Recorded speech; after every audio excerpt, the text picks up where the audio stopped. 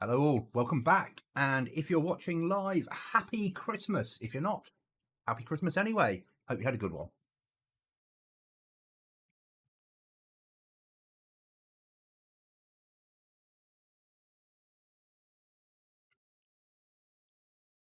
Goblin here to entertain the masses. Fueled with a little bit of cider. I've eaten. Goblin Santa mysteriously didn't find my house this year. Haven't for quite a few years found my house. That sound is me pouring a cider. Day drinking is fully allowed on Christmas Day. Actively encouraged. We'd go as far as to say actively encouraged. Hard cider to any of my US friends. Normal cider to UK ones. Buy them. Let's continue.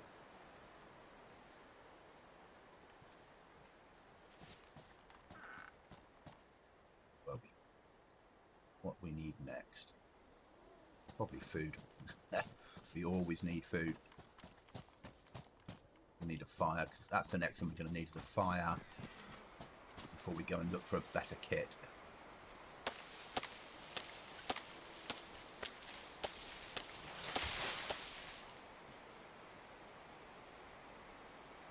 Floor.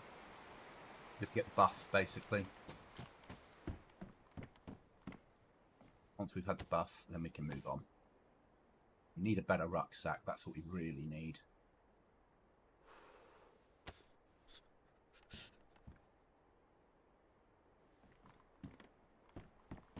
Good.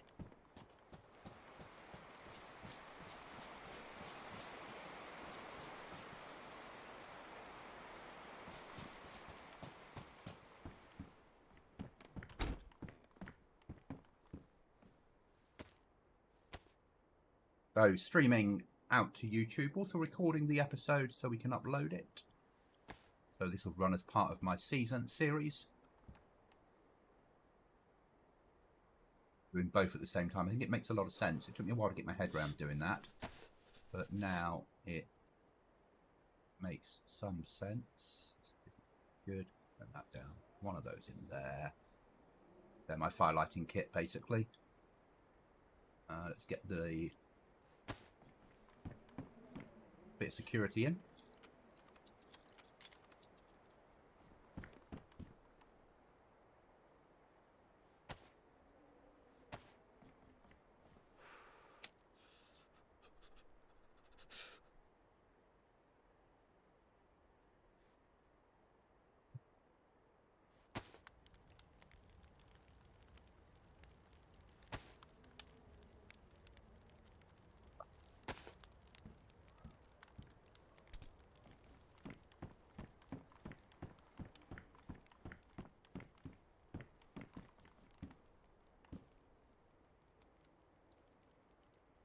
What's mine? Didn't save mine. Okay, that works for me.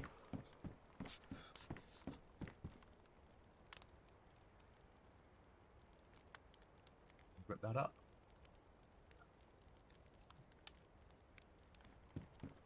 Okay. Let's get the plus symbol. Actually, we could probably run down and do some fishing while it's happening.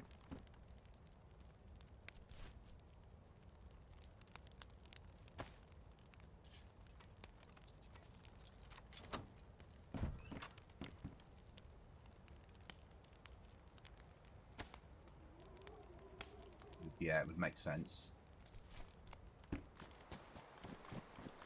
Some fishing done.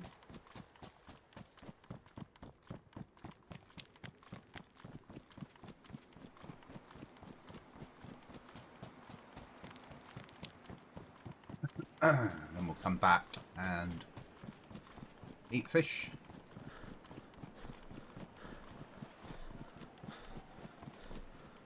And probably hit that place looking for a better rucksack. Don't hold much hope.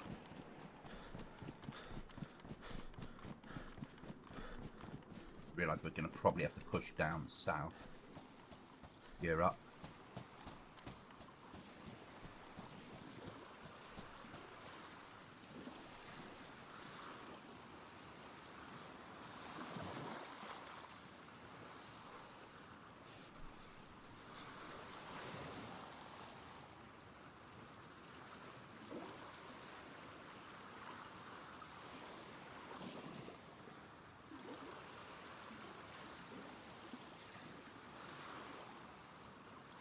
So our aim today is to get a flag up. And start building up resources. Certainly, if we get an airdrop, we won't get a code lock, but we might be able to get some basic resources in somewhere.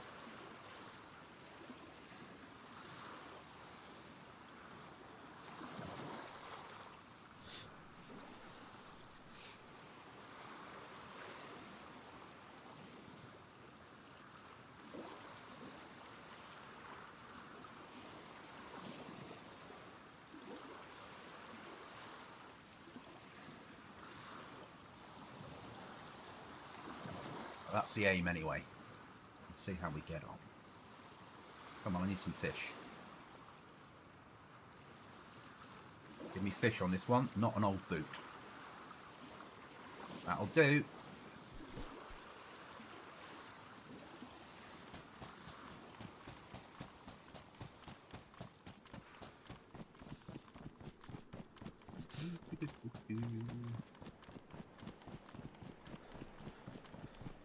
So as I said earlier, if you're watching this back on the recording back, it is my Christmas stream, 25th of December.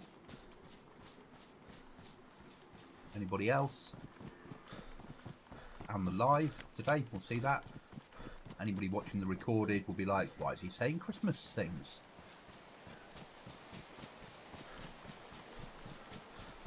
For this game, you very quickly get lost.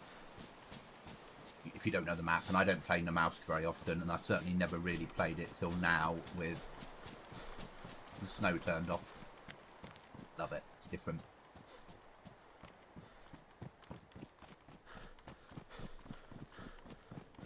Oh.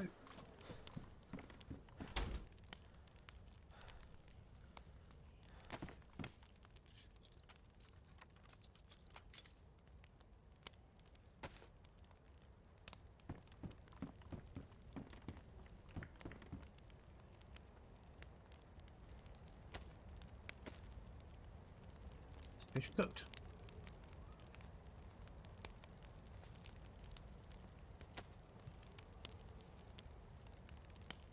Merry Christmas. I hope you're having a good day. And thank you for popping in. It's always appreciated.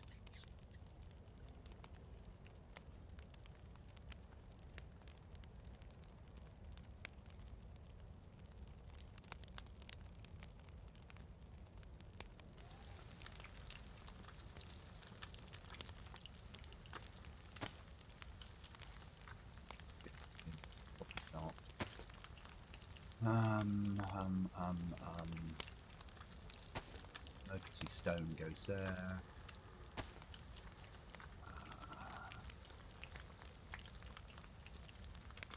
There. There. I bring that down, that across. We can get 2 there. It's a little bit of space saved. And for the moment. Yeah.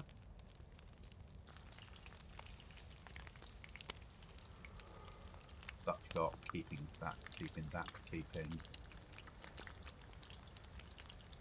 Need to get another slot in somewhere, so we can get rid of that rounds there. We can get rid of the armor piercing, move that up to there. Bring the shotgun back, and then we can put that in there. There we go, job done. That took some doing.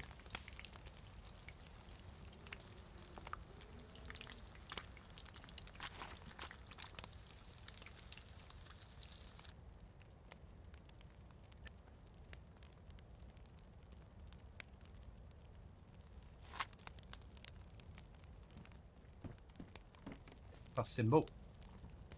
Wait for this to cool down. And round. Move out. Looking for a better rucksack. We might just push in and start to build the house. We don't have a door yet. We don't have a code lock. But if we claim our territory and get the flag up, no one else can take that territory. So that might be worth doing.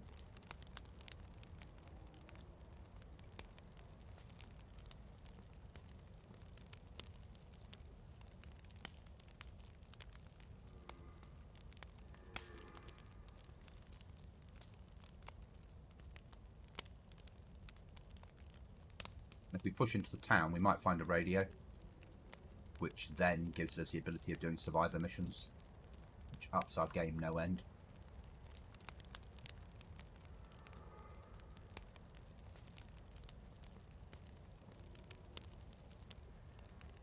A sewing kit. We do have a sewing kit. Alright, let's get some repairs done now while we can.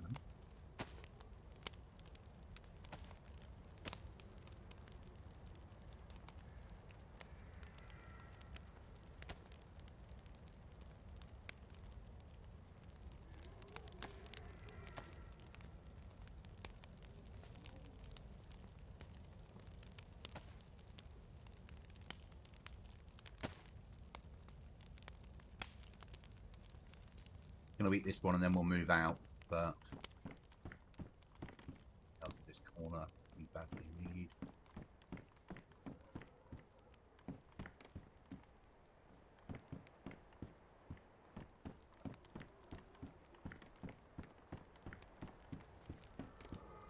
You could door that off, wall that off. Can't get through there though. Door that off.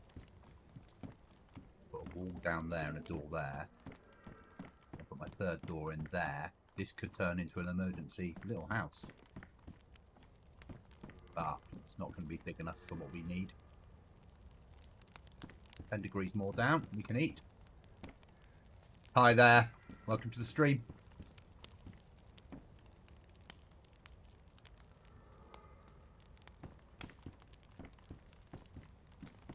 Happy Christmas, if you support all that sort of thing. And if you're not, happy Monday. 60 degrees, let's do some eating.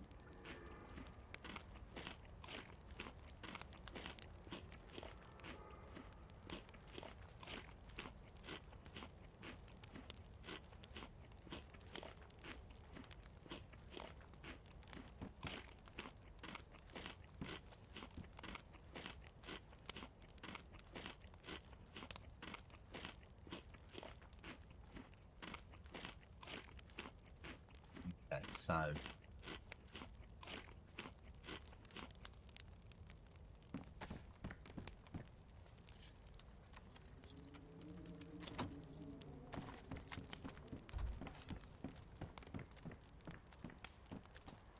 get out of here.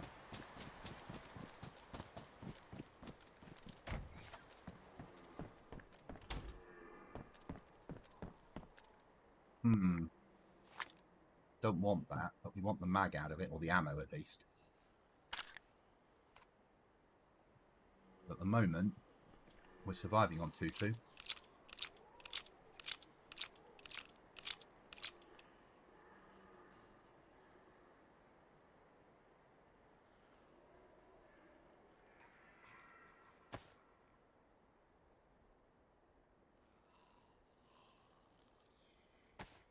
Okay.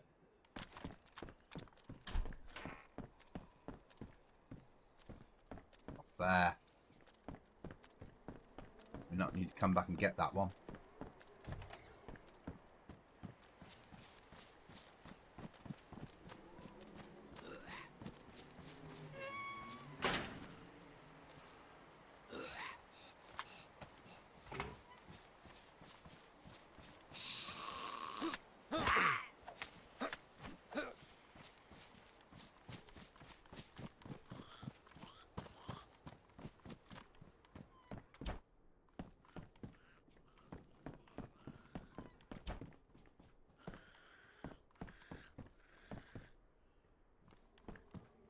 Shotgun would be useful, but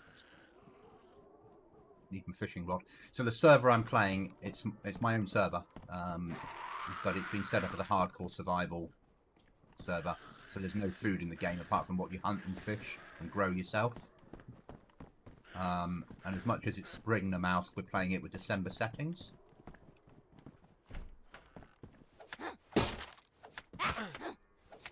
And it's a PvP server. So it's Christmas Day, so things are a little bit safer today than normal. Which is nice. We only went live yesterday, so it's not too much of a problem. Got a scope on mine, it's a reasonable quality. And we've got a nerf on how much you can carry. Just to cause problems for everybody.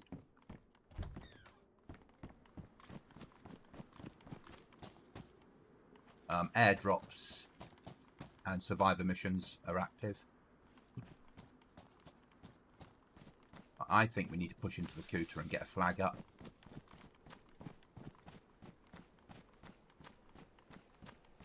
Then come back, grab that sea chest and walk it in there.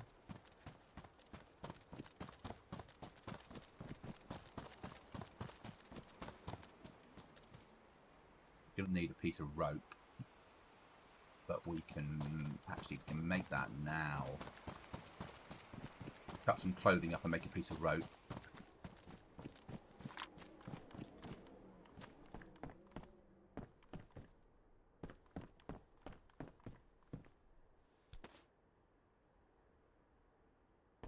Up. That up. Come on, game. Give me something I can rip up.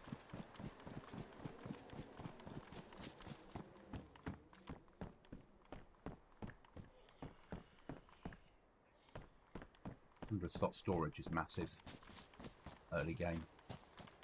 In here, there, that's a peacoat. No good.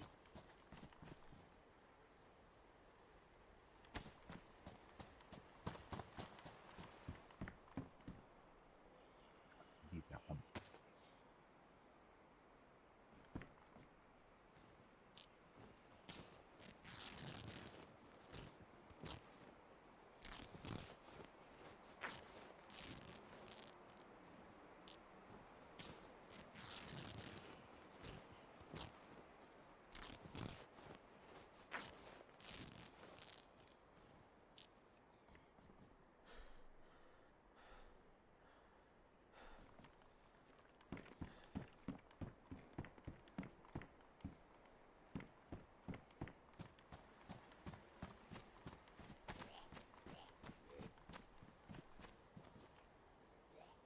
Come on, you bugger.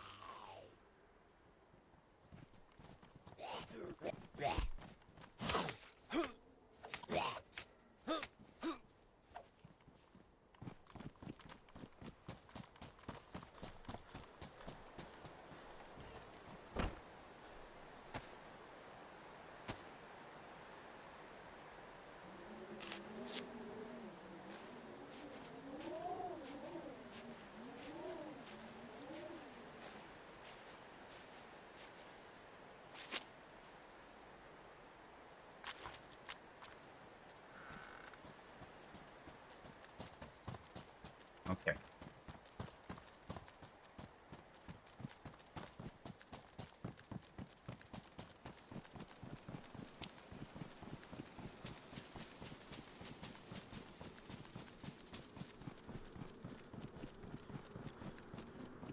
Because if we get the flag up and get that sea chest in there and start building up some storage, we can start to save some stuff until we can get the door in and the code lock. We can at least put ourselves into a safer place.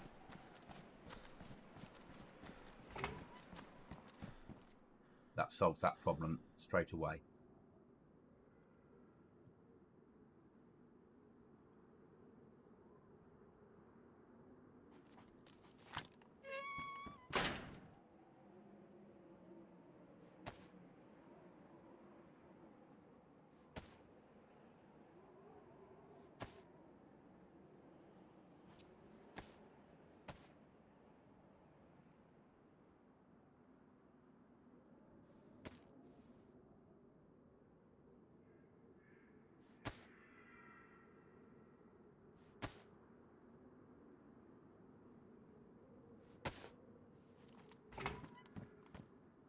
Right then.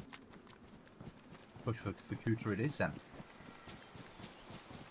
Bypass this place.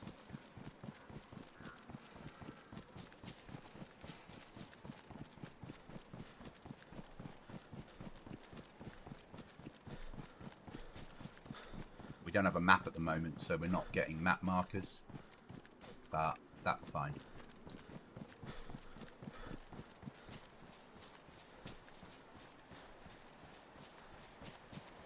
I fully intend to build my house in Vorkuta. It's called Vorkuta, isn't it? Main city. So tempting, but it's only 2-2.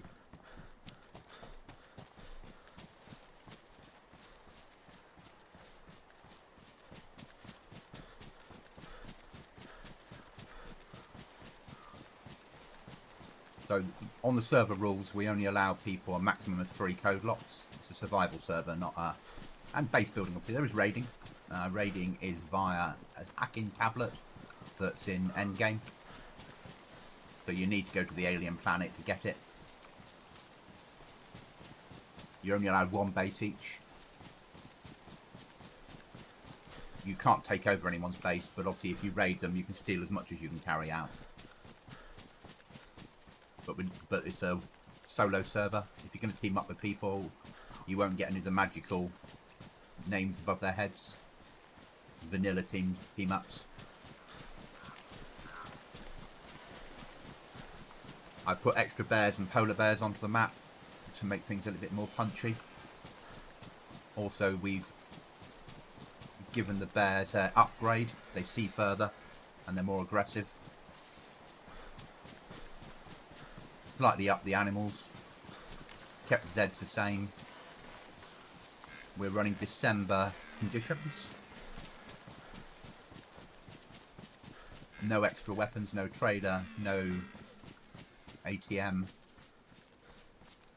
Worth checking these for a map. So if I find a map now, what am I throwing away?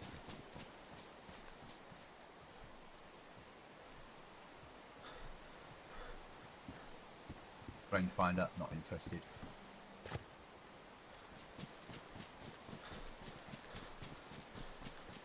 We have some base building stuff. That's the stuff is made out of what looks like pallets, so it fits in quite well with having a base. Got a lighter. Can you fill lighters with lighters? No. That lighter's got more fuel than that one. Take that lighter.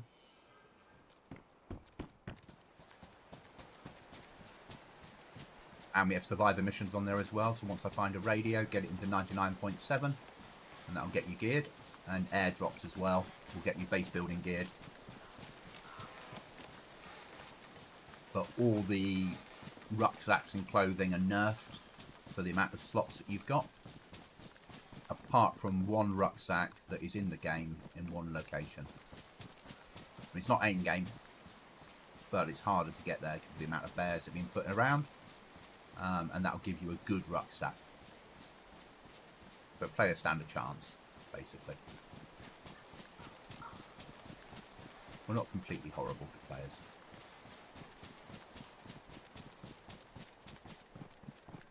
No auto run, as you've worked out. You need to, because there's no food, there's no tinned food on the server at all, or packeted food, or cans of drink.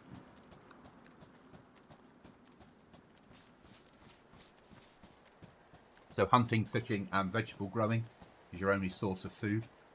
Or if you want to be a cannibal, killing humans.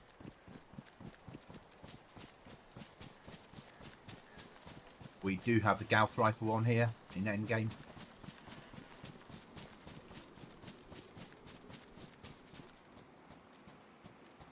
I think that's where Mart is living. Let's go and have a look. He said he's got a flag up. One of the other members of that's playing on here said that he had a flag up. Let's go and have a look.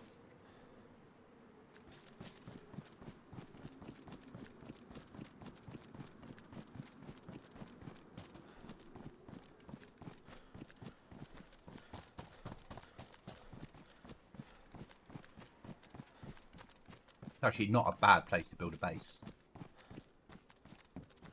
All off an awful lot of this.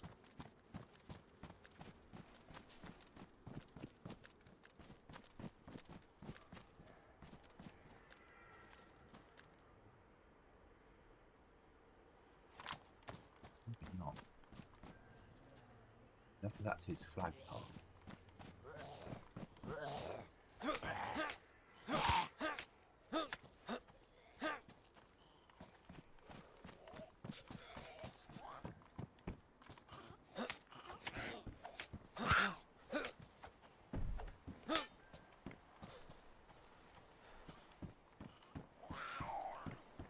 This also works well as a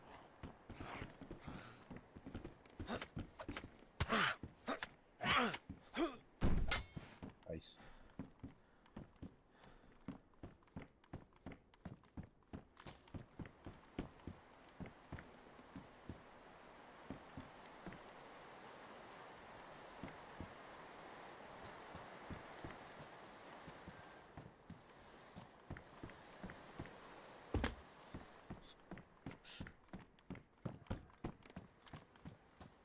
He's not living up there, is he?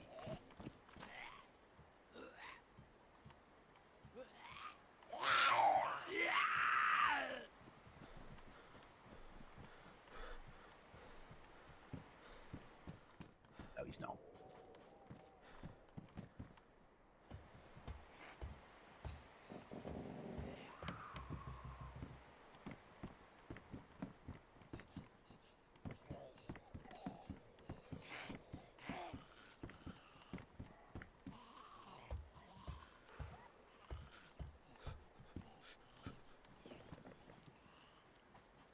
Where we're going and pass down in.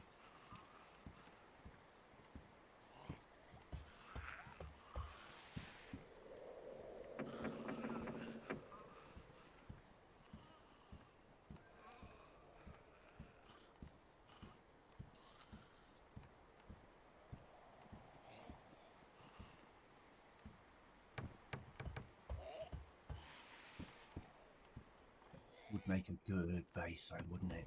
Put a door up there.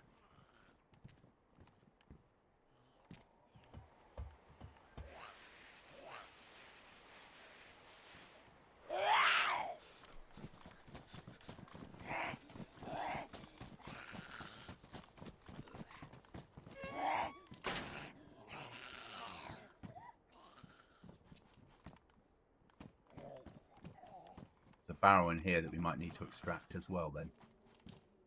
Joy. Flyers. God, I need them. That's really needed.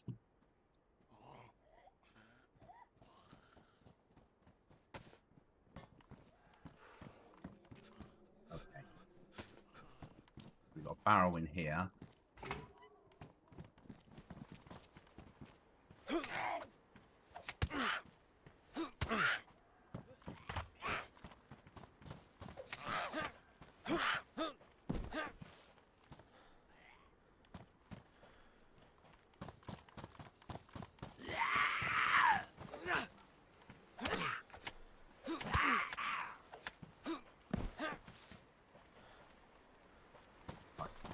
Get out of there.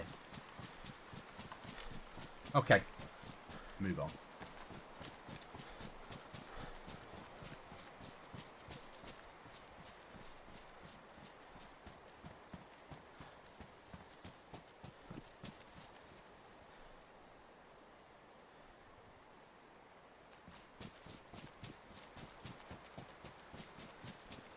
We are getting cold. We're going to need the fire soon.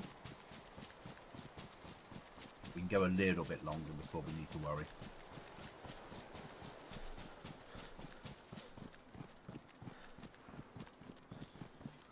If we can get the flag up, I'd be really, really happy with that.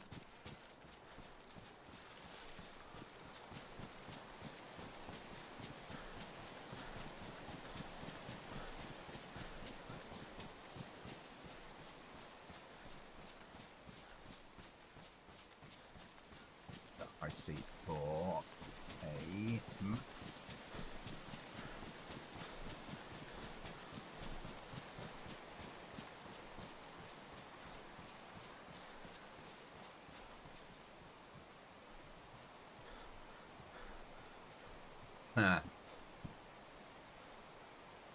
do we stay with the 2-2 or do we go to the crossbow? We stay with the 2-2. Crossbow, you've got infinite ammo because you can make your own, but we'd have to sacrifice the fishing rod and our lack of food on this server.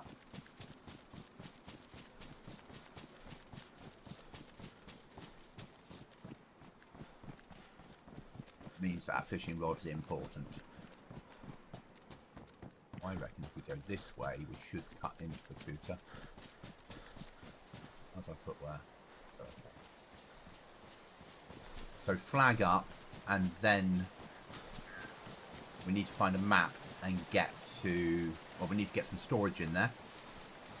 Start to build up supplies and stuff.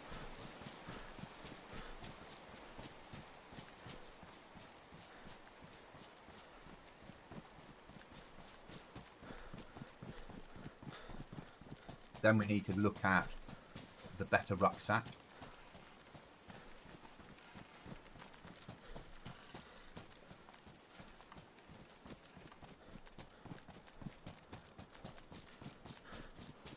There are lots to be done.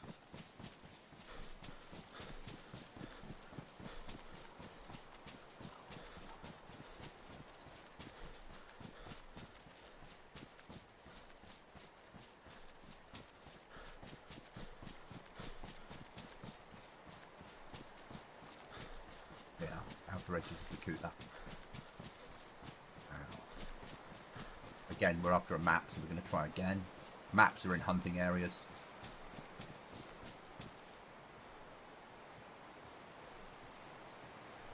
No.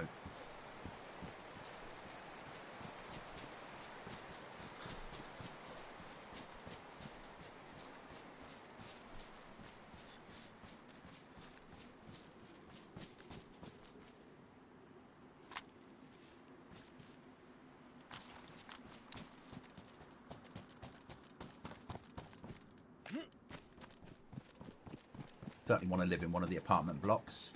That's the aim. Because it's easy to block off door access, and there's no helicopters on here.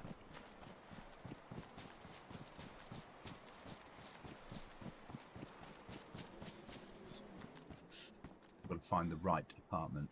Ooh. That's will take. That in itself is a little bit of extra storage. That way? Okay.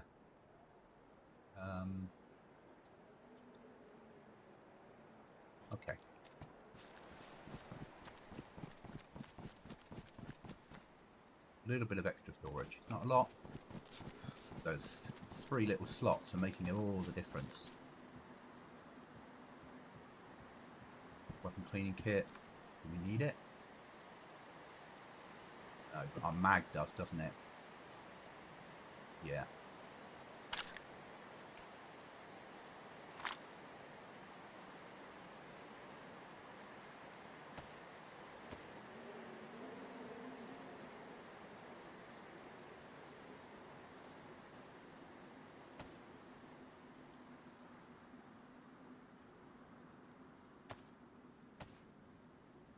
Stop that feed being a problem.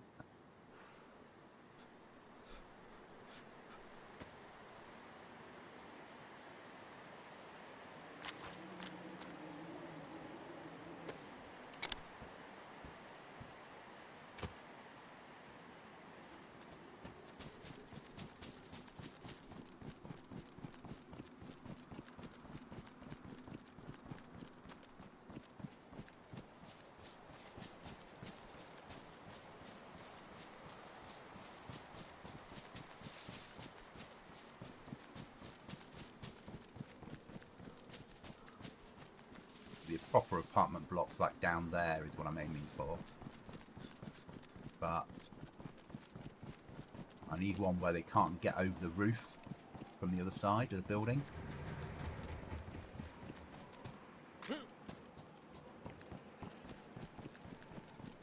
There's only one way to block off to worry about. Make my life easier.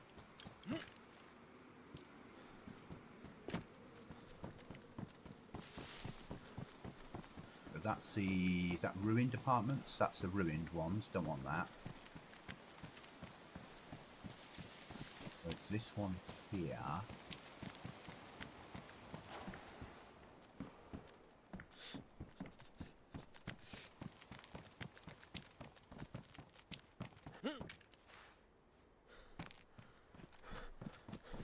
Probably this one.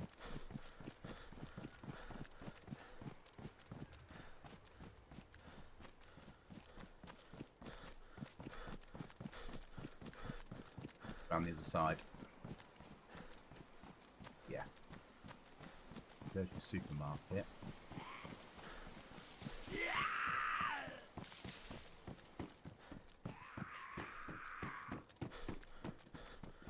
Maybe not this one. I want the one with the ruined stairs at the bottom.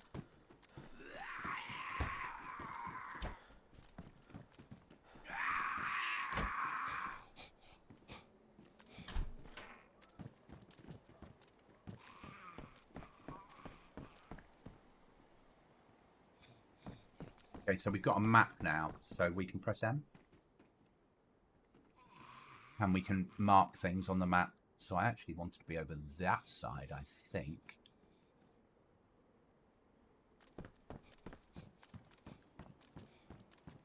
These rooms are bigger, but they're easier to raid. But, actually, something like this. You could have a door on there, one door. You could have a second door.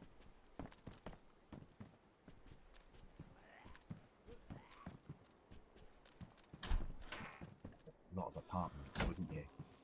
So if you put one door there, one door there, it'd be door 2.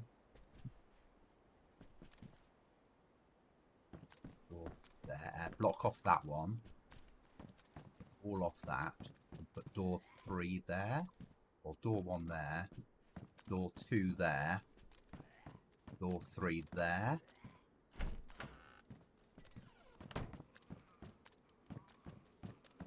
Works so well. How much height have we got between this and the top of the building?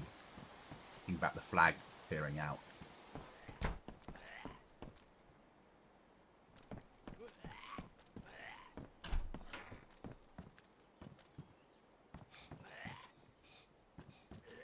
Probably turn something like bathroom into a flag room.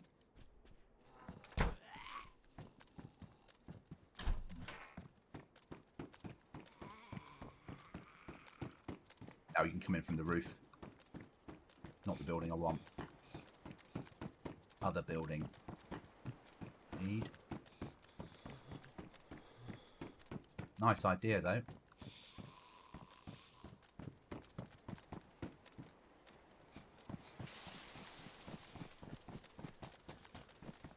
Nope.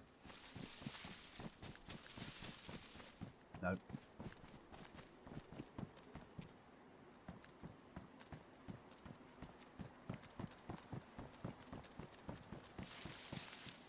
Around that one. One with the ruined stairs is what we're looking for.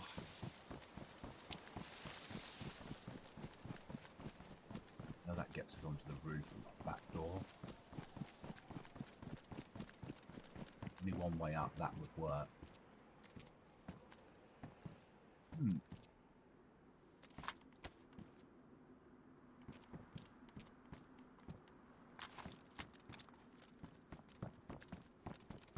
Didn't think that was a block off. Didn't know there was a spring Namalsk. Yeah. Something different, isn't it? I'm still running it. We're still running the server with December conditions, but certainly running it without snow.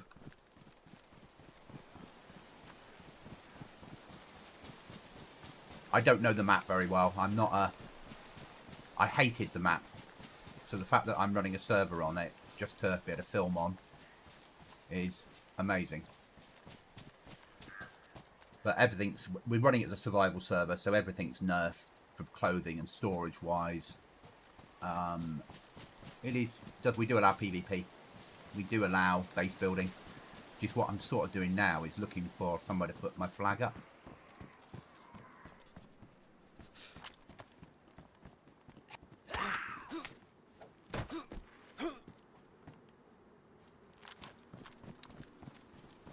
But yeah, certainly a spring Namalsk. I love it.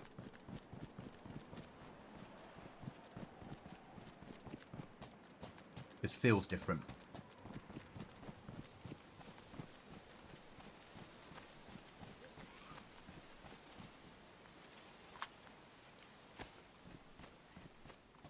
I know the sort of building I'm looking for.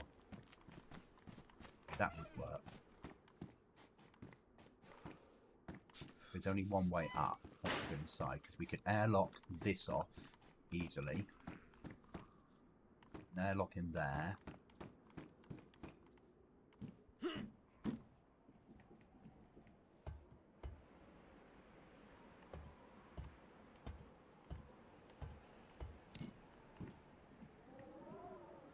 There is a way up, isn't there, on this?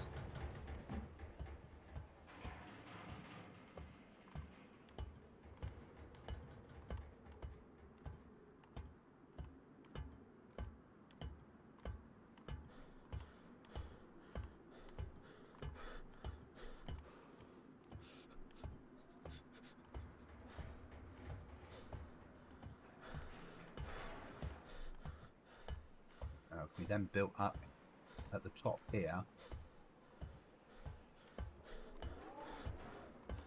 I'll give you the server as soon as I get to the top of here. I'll give you the name.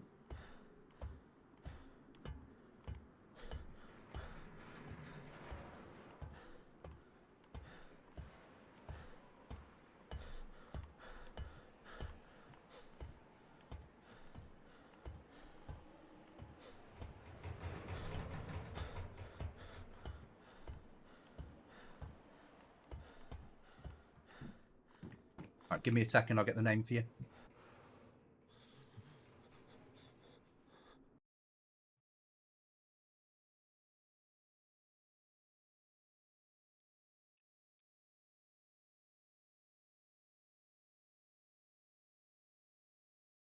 There you go.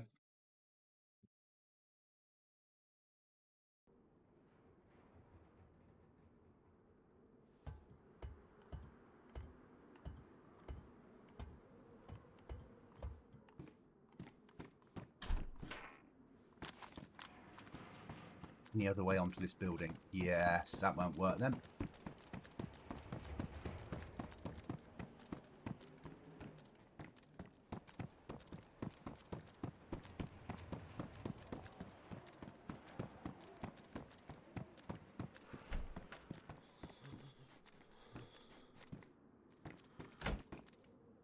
Thank you. And not a problem. I don't have a problem with, you know, at the end of the day, as long as I don't. I think as a whole, on this type of server, people don't stream snipe. It's not that sort of world. It's not a 90 slotter, base building, flying helicopters, one tapper type drug growing traders type server. I think the single tall one is the one you're looking for. The one I'm looking for is the one with the broken stairs near the bottom.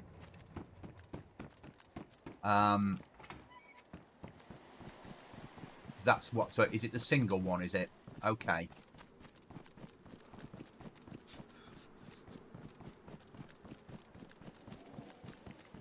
If you do come onto the server, just to pre-warn you, we've taken all the food out, so the only way to live is hunting, fishing, and growing vegetables, or humans.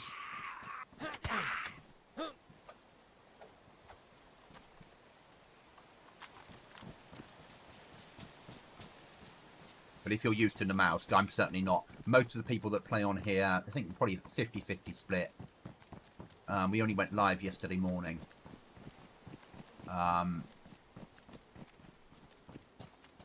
But my two people that help me do the development, they're the people that play it all the time and know Namalsk, but they don't know Namalsk without snow. So that's a new world for them. That single tall one there, you're thinking. That sort of makes sense.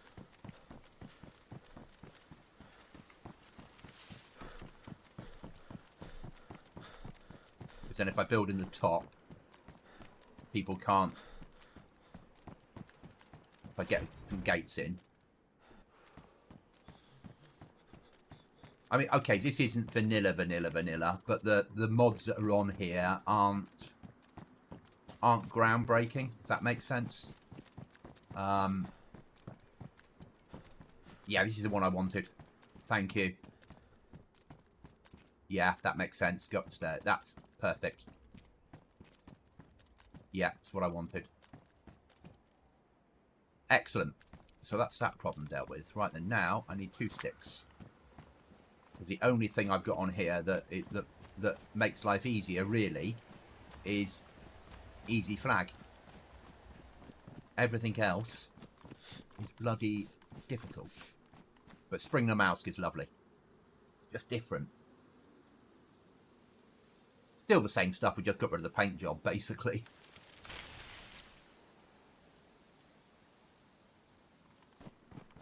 And I've got a map on here, but you need to find the map to be able to use the map marker. And if you know the map anyway, that's never an issue. Oh, here we go. Storm time.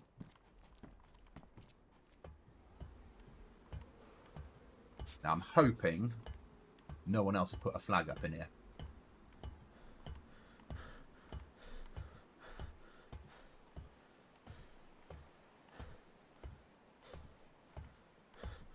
We're about to find out.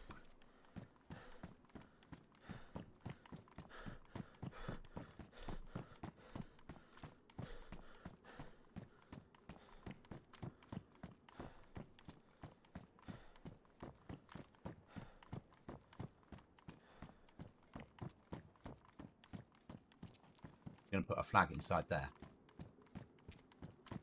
It'll allow us to get up to here, which is the floor we'll live on. That gives us a little window to shoot people through if we're defending.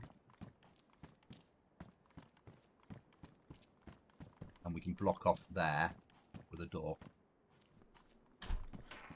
Then we've got plenty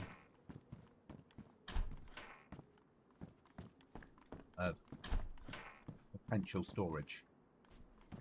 Living accommodation over this rooms and higher up if we need to. So let's get the flag up and mark our location. I know the map okay-ish. Yeah, I was never a fan of Namalsk, but because I wanted to run a server that I could stream on and produce content on, I didn't want a fence kit, did I? Here we are. I wanted a flagpole kit. I wanted something that, because I could only really afford a 20 pop server for a year, I wanted something that would work for that. And Namalsk is a small enough map that it will do that. Need that. Need to still be able to get by.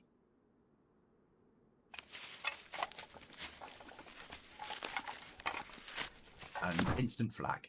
There we go. Hopefully I can still get by there. So that's that problem solved. Still get by there. And we can still go up onto the roof if we need to.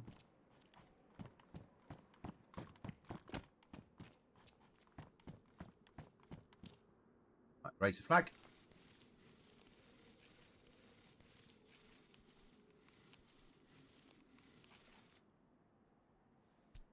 Claim the territory.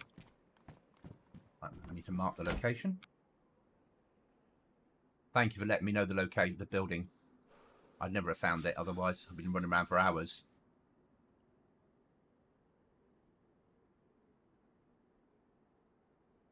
Let me edit it. There we go. HQ.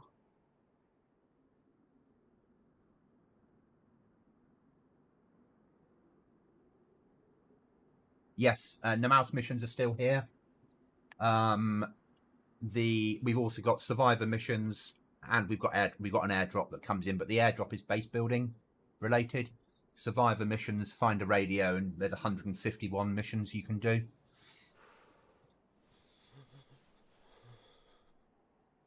We've got the Gauss rifle as end game, and also a hacking tablet. So if you build a base or put a door in, the only way of hacking it is by following through and doing end game, just to make life a little bit difficult for people. That should now be on the map as a location. Oh, yes, good. That's that sorted. Right, we need storage. That shouldn't be seen from above, should it?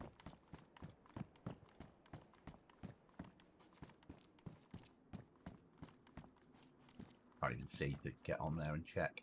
That's all right. That's life. Should be fine.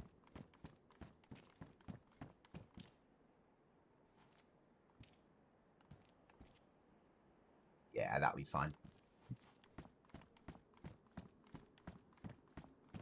But as long as we block off that one there, yeah, people can see that, but they won't be able to lower the flag because it's not me. We'll be okay. Right then, onwards and upwards.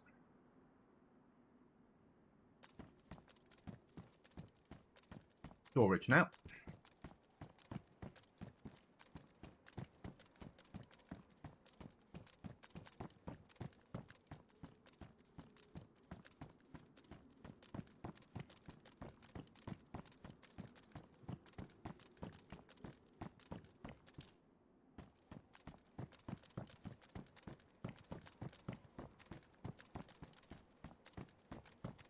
Then all of this we start to fill with bear traps, don't we, and mines.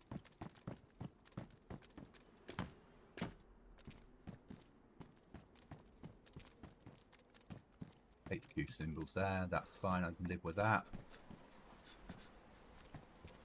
Good enough for me. Right then, let's over there, industrial.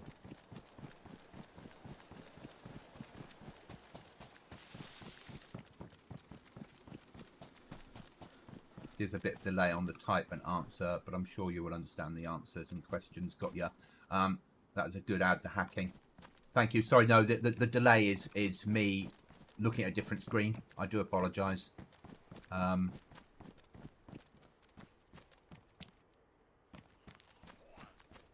Yeah, so the hacking thing is just so we've got something, we've got some method of raiding, but also we're making things a little bit safer for people. And endgame's hard on here, but I want people to be able to build a base and play the game, play the server. A lot of people that will be on here are content creators, small content creators like myself, but we want to be able to build bases and survive and learn the map. I also like base raiding. I also have never completed Namalsk, and I've certainly never played Namalsk solo. So it's forcing me to learn the map.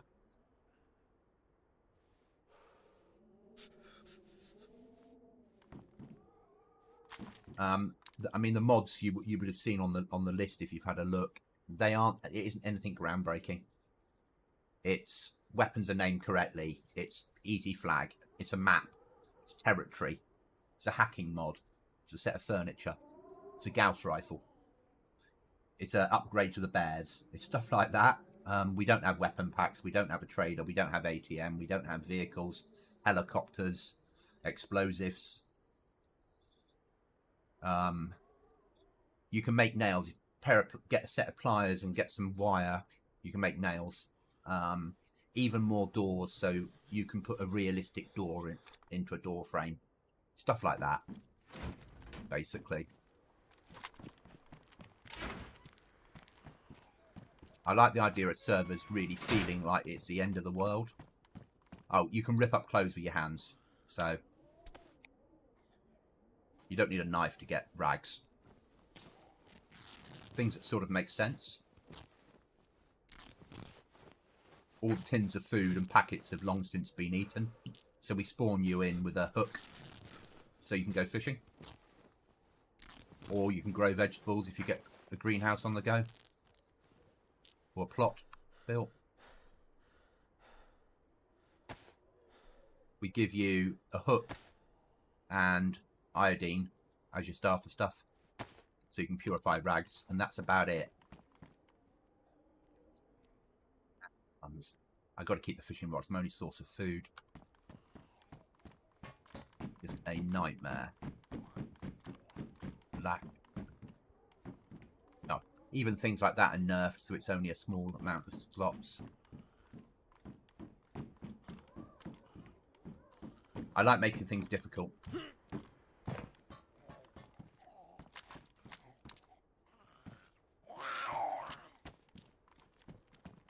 Make him come to the window. Come on. Come here.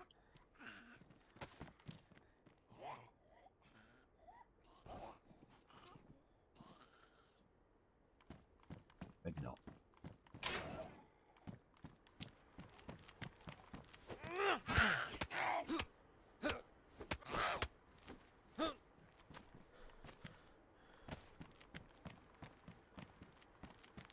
Yes, I've never finished Namalsk either, so would like to try it.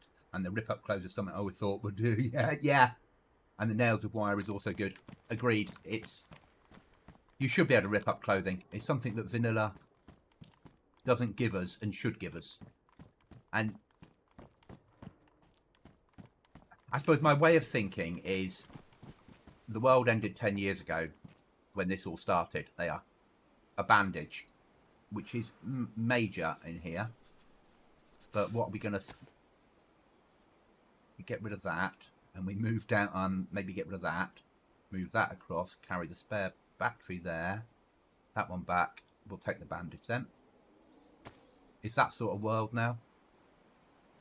Everything you pick up has a use. Now you see, what now? It's that world. Until we can get storage back to base. That lighter got more than my lighter. About the same. Right, we need to make our way back to where I know there's some storage. Drop the chem light. Actually, that makes sense. Thank you.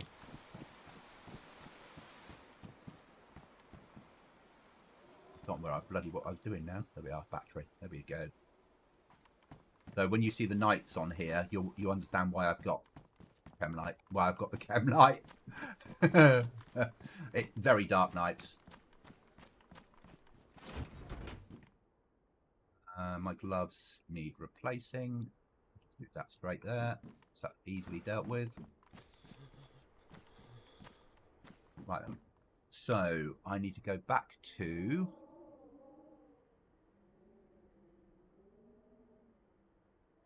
$107, wasn't it, for the airdrop? One of these two is having the airdrop, which is base building stuff. So I probably need to go here.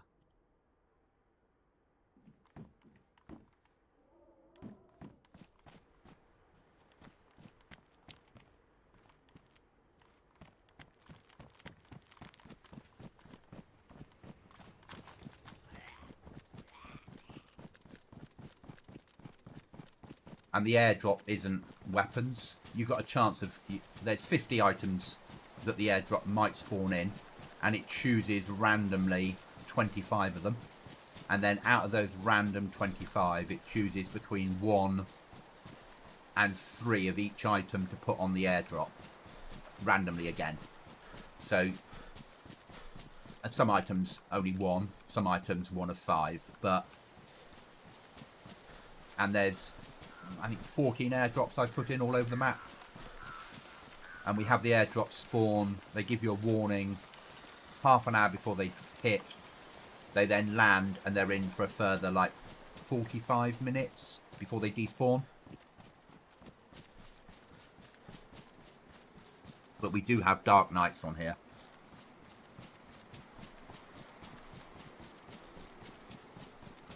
But not very long. It's dark nights for about half an hour. But there are MVGs out there. It's a survival server, so people make choices. Some people run around with a head torch on, because you have no choice. Other people, like me, will take cover under a bush and hope I don't die.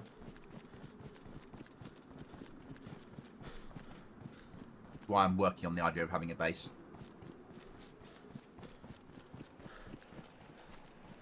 We don't give people the watch to spawn in with. That is good, as it makes the airdrop not predictable. Yep. And also it doesn't make people OP that get to the airdrop. You're not going to come away from the airdrop with a FAL or an M14.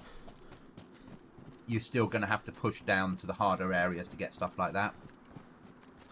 The only thing that I've put on the server here that makes things easier for people is further down the map, I've put a chance of getting a 120 slot server, 120 slot rucksack, but made it bright pink. So if you get there and get one, you've got pink, yellow, or blue, I think, an ultra rare green. You've got a chance of having a better quality rucksack that will carry a lot more gear. One is enough. One is enough. Because it's not that sort of server. I've only seen a 20 slot server. So you've got a chance of getting a better rucksack if you're happy to not go tactical. Basically. In the rules we've set 3 code lock maximum for the bases. It's not about massive bases, it's about people being covert.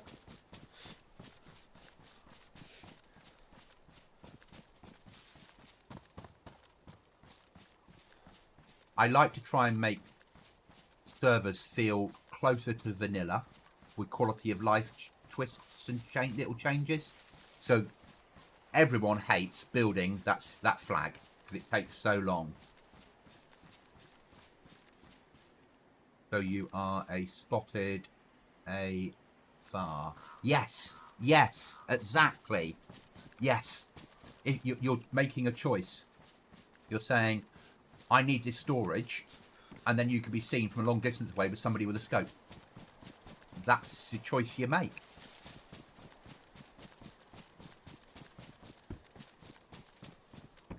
Yeah, I like survival servers. I understand that nobody likes putting the flag up. You have to run around and get 32, is it, rocks? That takes forever. So let's make putting the flag up easy. Make everything else slightly harder. No. I don't think 10 years after the end of the world there'll be many nails left in the world. So give people the ability of making them. A pair of pliers, some wire or barbed wire. Or getting them off an airdrop. Force people to go in. But yeah, we trigger it with 1 because it's only a 20 slot server. I went live yesterday morning with it. I've had 6 people, including myself, play it so far. Most people playing it for a couple of hours at least. But it is Christmas Day today. So there's no guarantee that people will play. And I don't play this all the time. I also stream and play with my team a more PvP server. This is more my solo world. Oh, we're going to need a fire and some fish soon, aren't we? Do we have any fish on us? Yeah, we do. So we can eat the food, and then we can catch some more once we get fire going.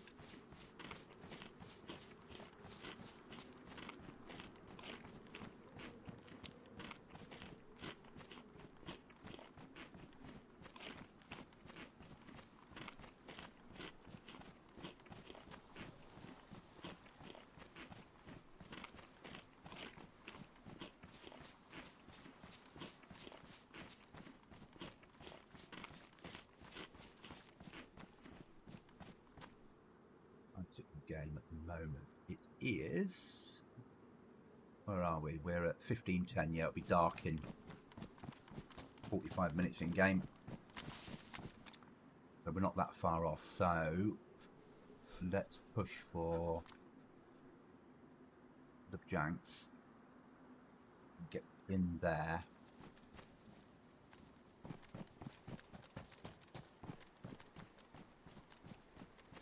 Yeah, agreed. Code lock's the right thing to do, but big explosions going off. Nah, have it as the code lock jammer. What then that has... So, and I've made the code lock jammer so it will open 2 code locks before it fails. Maximum of 3 code locks for a base, so you'd need to go to end game twice for a full base. But arguably, you might need to go there 4 times, or 3 times, 4 times. Because if you close the door behind you after you've hacked the code lock, you'll need to use your jammer to get out again. So you have to think a little bit tactically. And as admin, if you raise a ticket because you've raided a base and you're stuck inside, your answer is going to be F11. Yeah, you know, we're not going to rescue people from bases. we've put in the rules and all the warnings we need to put in.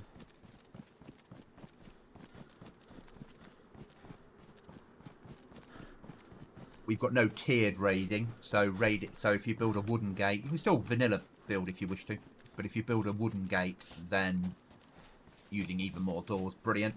If you upgrade it to metal, it just gives you the ability that people can't see through it so well if you're using even more doors.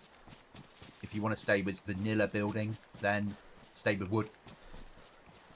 Get barbed wire on the roof. I'm allowing, obviously we have build anywhere, so people can place things in door frames. Because in the real world, you would barricade it off. So we're going to need a fire. But first of all, we need to go fishing before it gets dark. Fire is the least of our worries. Food.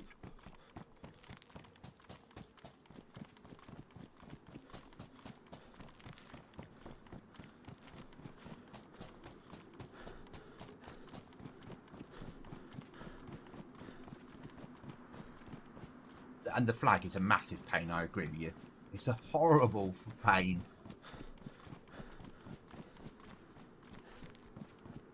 I wanted to put underground bases on here, but they won't protect you from the EV storms. So I don't think it's fair to have people build a base that won't protect you from the storms.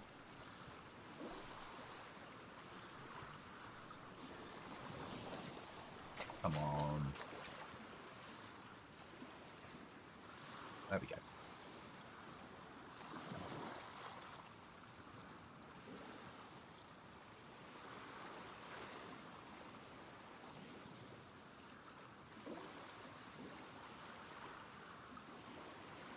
Yeah, you can still get a Alice Bergen, or Para Bergen as I would call it.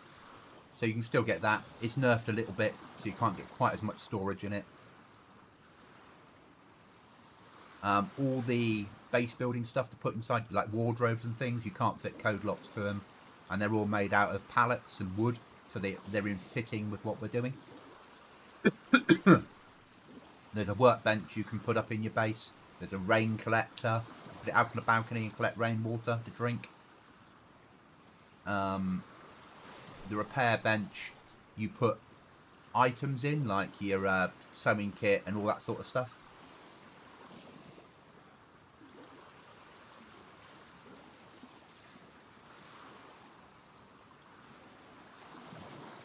So this is the first time in my life I have ever played solo.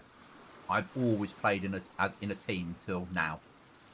Really, I've done some runs on servers, but I've never played with the intention of building a base and trying to survive solo. Yeah, if someone can get in, the emergency supplies have been deployed. And when that first comes in, it tells you where it's going to go. And you get one, it's going to go here, and then it tells you when it's been deployed, and that's it. You don't know what's in the package. It's not like there's a medical one landing, so people can't choose. They just go for them. Some are out on the ice. And we got a fish that time, which is good.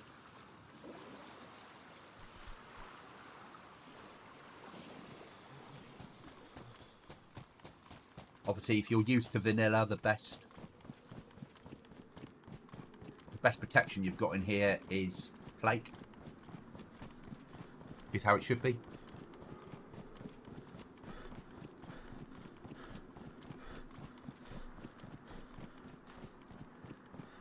And the best weapon is either the FAL or the M14.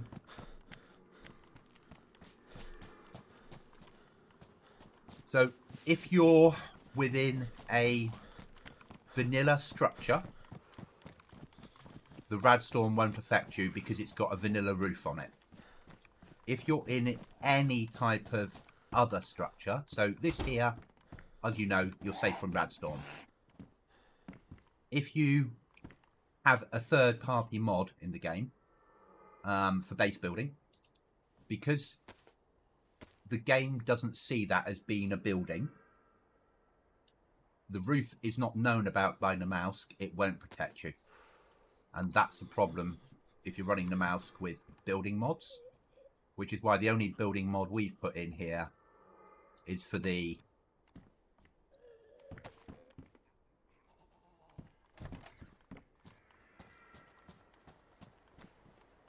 I just know there's a local around.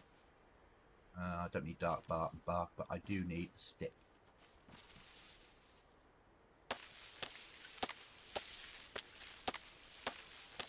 Yeah, so it's even more doors, because that then allows you to put a door in there and put a code lock on it.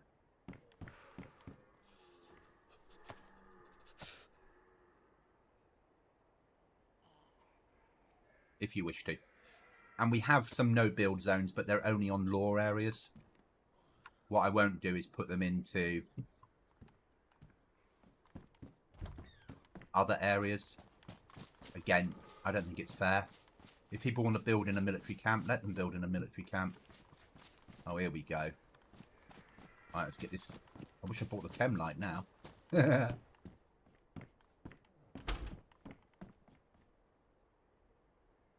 Let's...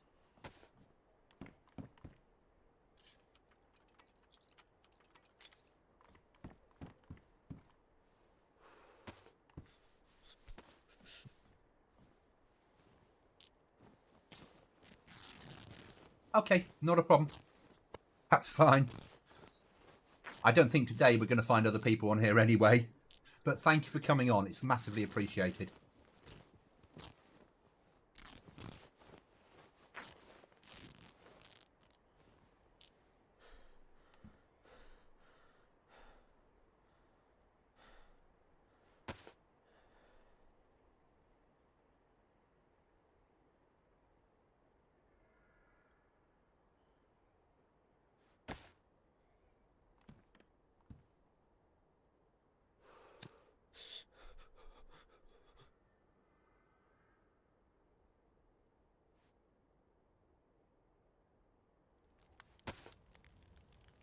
Purify that while I think about it.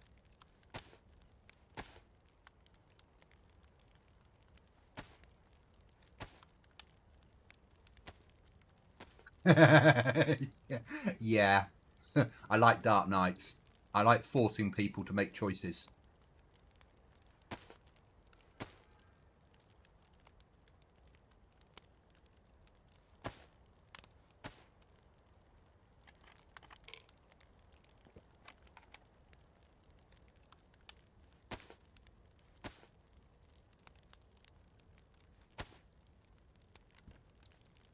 Yeah, Dark Nights and not a lot in the way of storage. Oh, box of 2-2. See? That's needed.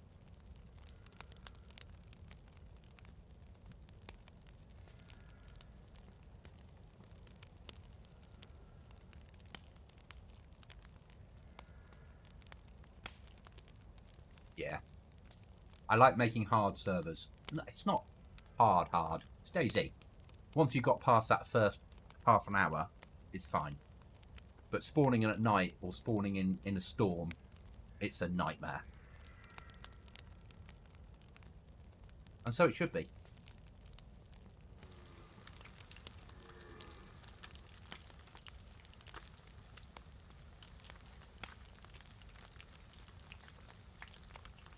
It's the same every time. So we give you the same. On our Discord, I've written a little story about you coming here to help people out, and that's what you set off with. So you know what you're getting. Because we don't give you a bandage, we give you the ability of making bandages. Because we have a lot less food on, there's no tinned food on here or packets food. So by giving people a hook, we know that they can rip up clothes, they can make a rope, they can make a fishing rod. It's quite easy to make or find a knife. And that way people can survive.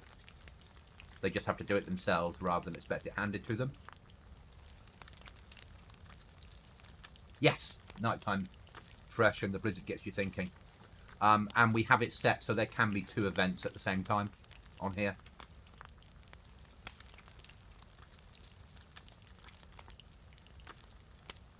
Just because, hey, one event's boring.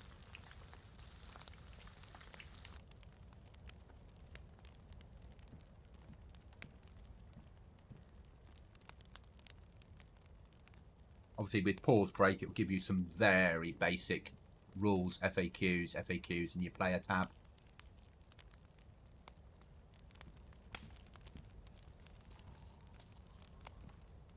Yeah, and you can also, there's plenty of seeds around. The airdrops spawn in a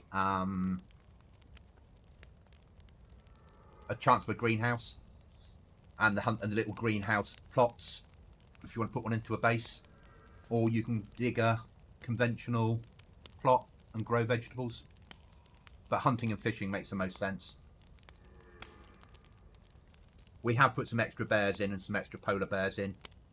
We have, the bears do see further. They have twice the distance and they have 25% more HP, just as a pre-warning, because they're bears and they should be a bit more dangerous. What I haven't done is put in any other type of zombies. I prefer to use wildlife to make the map harder. And I haven't stuck them everywhere. They've been stuck thinking about choke points, places where people have to go, covering areas. Putting a chance of getting a bear there made sense.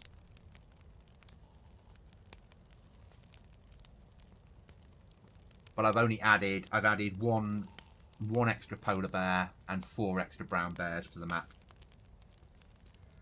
So not a massive amount of extra.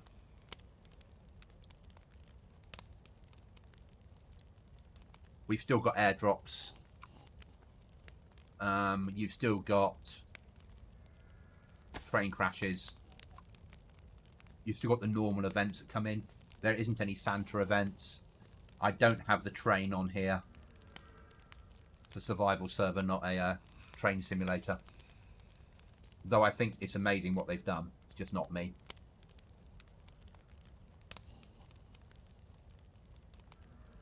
I'll never have a trade on any server I ever run.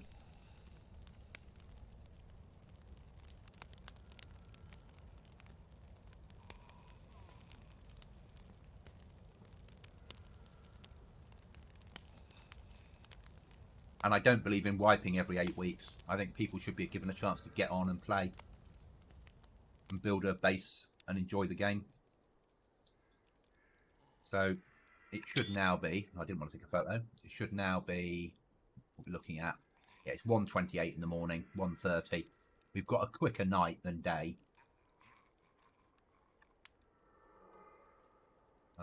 Temperature is at Friday, it's 60. It's fine.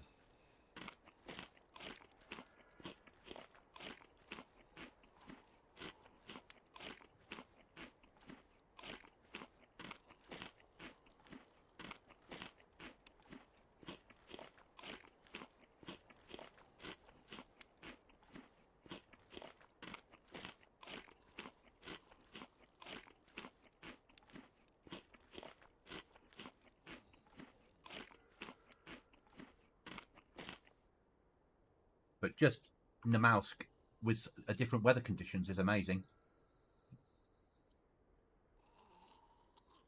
Box at the moment.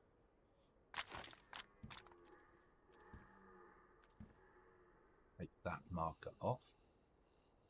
If I do die, I'm not stuck with markers all over the map.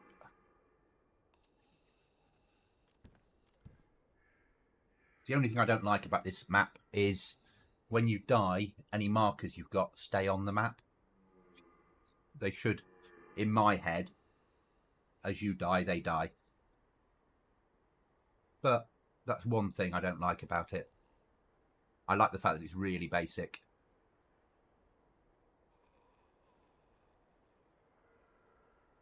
Yes, very much so.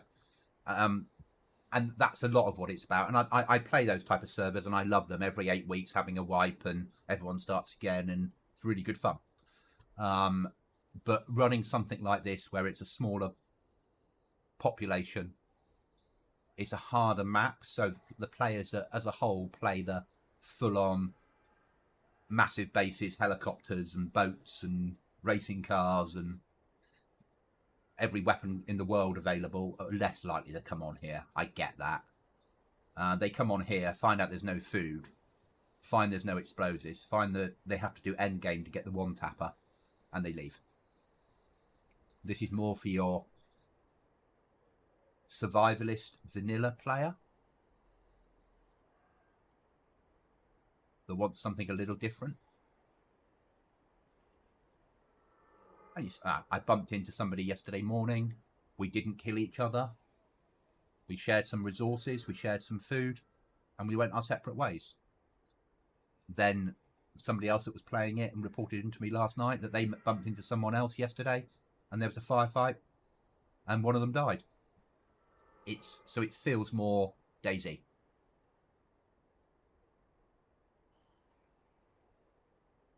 Feels maybe how it should end of the world. I'm not a good PvPer. I think the markers saves in a file. That is why they say on. It is. Yeah, it's saved. The markers are saved client side, isn't it, in a file? So you have them on your PC rather than on the. I think. And if they don't, I'm not a coder, so trying to get that sorted is never going to happen. We need morning. That's what we need. Yeah, 5:20. Sun will soon be up.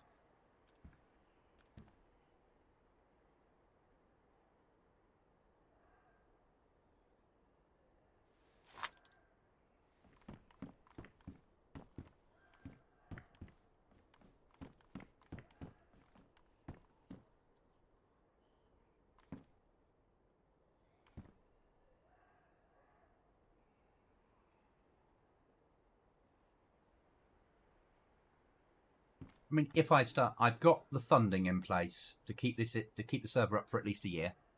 I've got the funding in place to increase it to a 30-slot server if we ever get busy. But if we don't, it still stays up because it's somewhere that I can record content, and so can people I know and anyone else that wants to make content, and people that want to play a more survivally way of thinking.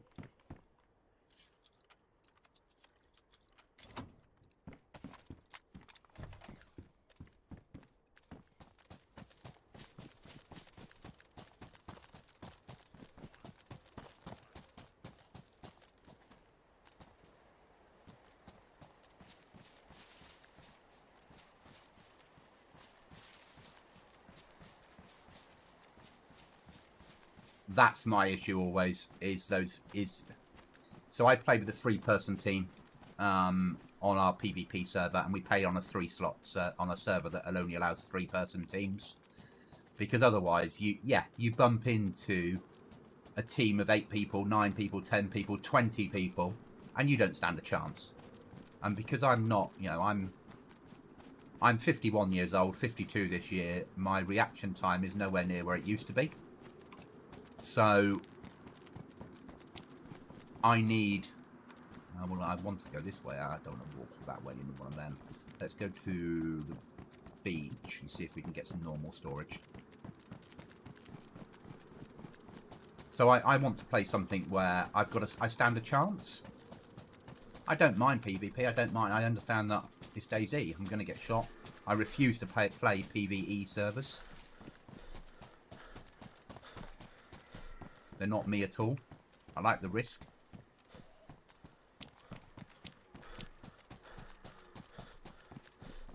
But I like it to be fair.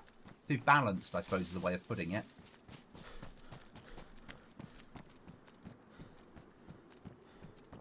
Yeah.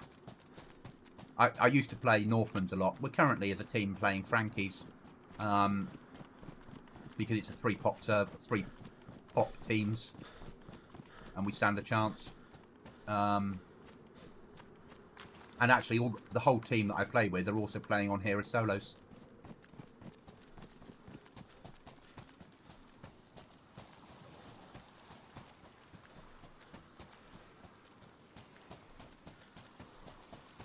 I'm learning that now. I'm learning the solo pain. I'm 43, and yet Geared will always win over vanilla. I tried a PvE server with AI and it was hard as they just chase you down. Yeah, agreed. 2 years ago I ran when the AI first hit, when it was Infusion AI before expansion took it. I used to back then run a little server running it. AI is all right once you get used to how they work, but I prefer a player. Prefer to be the unpredictability of a player, and players don't always hit you. Players don't always chase you down. Players will think about what they're carrying and what gear they've got and make choices. AI will always try and kill you, depending on how they've been programmed.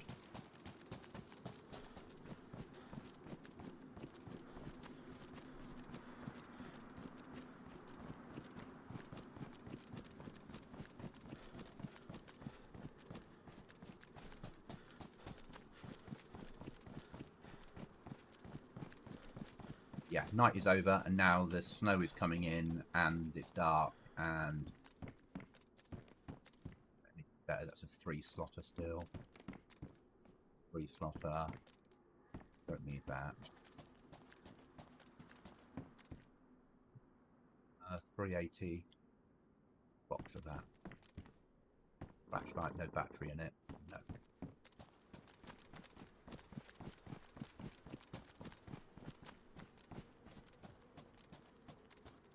You can also vanilla base build on here if you wish to. Apart from obviously the flag, the easy flag, but you can build conventional watchtowers, and because we've got build everywhere, you can put the first base of a watchtower on top of each other, so you can block the gap and make a roof. But or you can use conventional tent if you want to live with that out of that, or build a survival shelter, bury a stash, all that sort of stuff. And that's all the same as vanilla settings. Nothing's been altered, so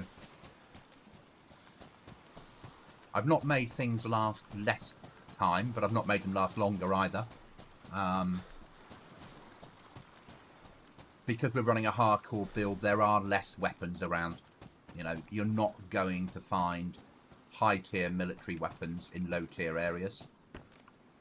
But it's how it should be. That's pristine. Mine is worn. We'll do a swap. You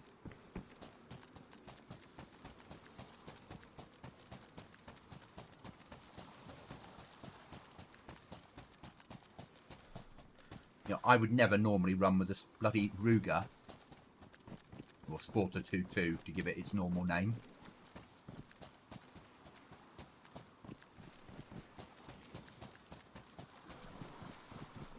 But on here, it works.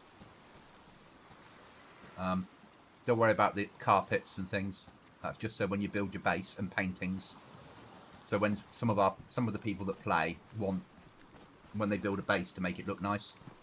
And I don't have a problem with that. They can put carpets down and they can put paintings on the wall if they wish to. A couple of the people, friends of mine that are playing on the server, want the ability of making a nice base. And they're new to DayZ. Well, they're not new. They're new to trying to play on a server and build a base and survive.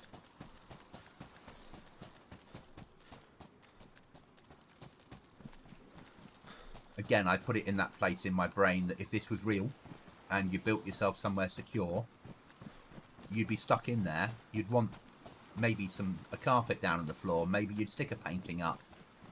You know, maybe you'd have a book to read.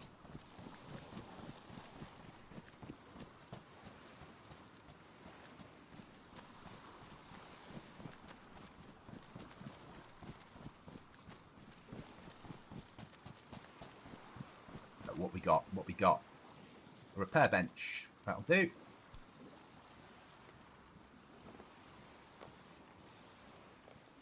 And now a long walk and hope we don't get killed.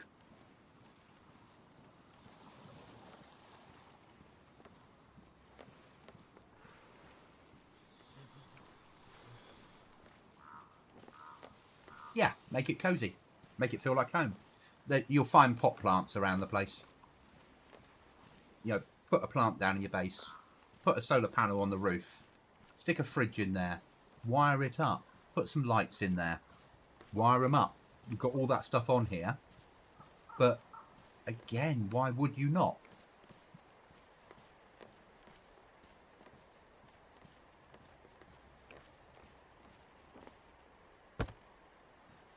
Now I realise this is a nightmare to carry home. Because we've got no storage space to carry it.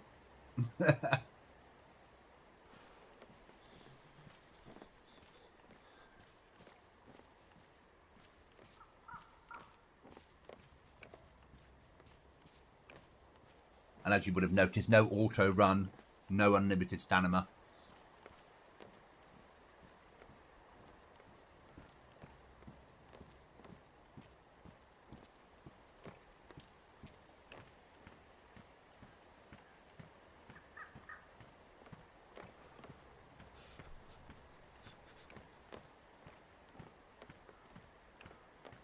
We have no build areas, but they are pure and simply...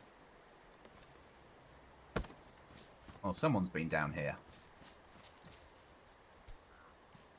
The no build areas are law areas. So I've stopped people building in things needed to do endgame, basically.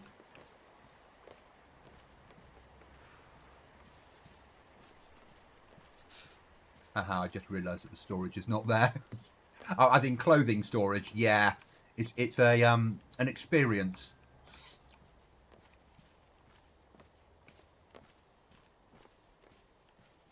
You'll get used to it. It makes you value normal server storage so much better.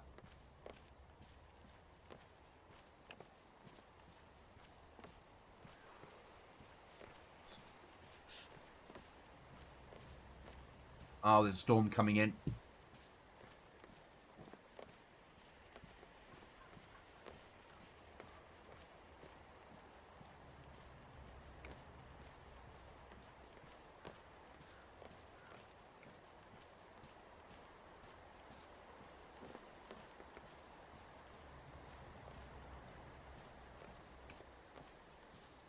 Yeah, inventory. Yeah, I get what you meant. Yeah, the inventory space is a nightmare. Done it on purpose. Make the game harder. Make people make choices. By doing this, if you're carrying a fishing rod on your back, arguably you can only probably take one rifle. You have to think really hard about, do I want to carry a pistol? Or do you go for a sawn off, because you can fit it inside and keep both your shoulders clear? You're making different choices.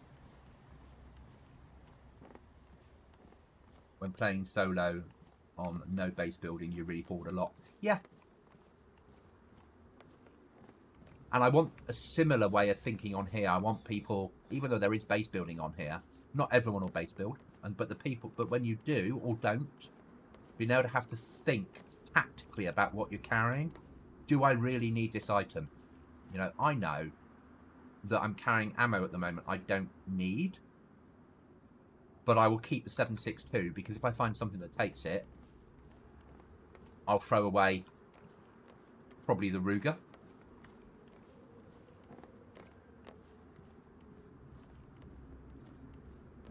Because then I've got a chance of bringing down a deer or a bear, give me better meat. The fridge that I've got in the game, if you need to power it off either a solar panel or a car battery or truck battery, once you've got it powered, your food inside will last 3 times longer. So if you've got a base and you put a fridge in there and you cook your food up, we've got a cooker that you build, like a metal one that you load with wood. But rather than use a barrel, it's a proper like stove. As I said earlier, we've got a rain collector. You build that in your base if you've got access to the sky, and when it's snowing on here or raining in inverted commas, it'll fill with water, which you can then purify and drink, so you don't need to go to a well. Put a collection thing underneath it to fill it up with water.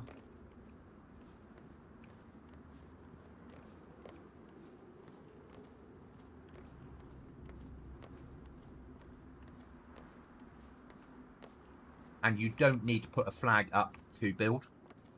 It will just give you the warning that things are going to despawn after X amount of days. Oh, how far am I from housing in case I need to run? Be okay. Could be okay.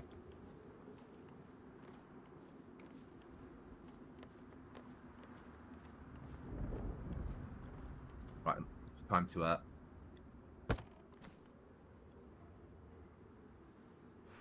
find cover.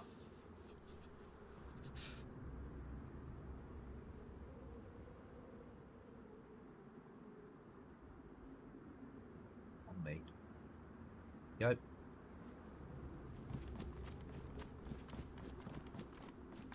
Yes, ammo and food is the only item to carry, and also with the gun on your shoulder, so that is clever. Yeah.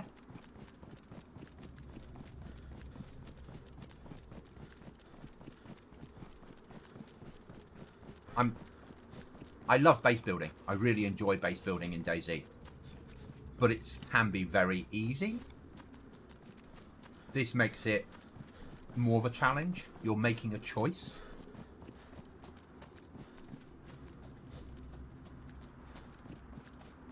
What are you up to now? Hi, Cheese. I'm running for cover because we've got a storm coming in. I've got the flag up in the base. I was moving back some storage, but I need to go and find somewhere to lie down.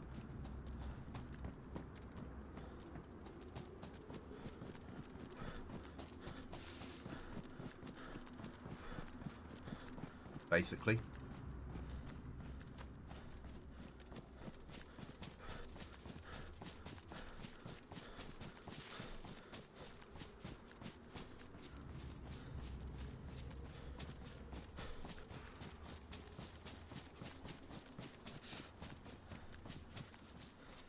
I'm still only running on basic gear.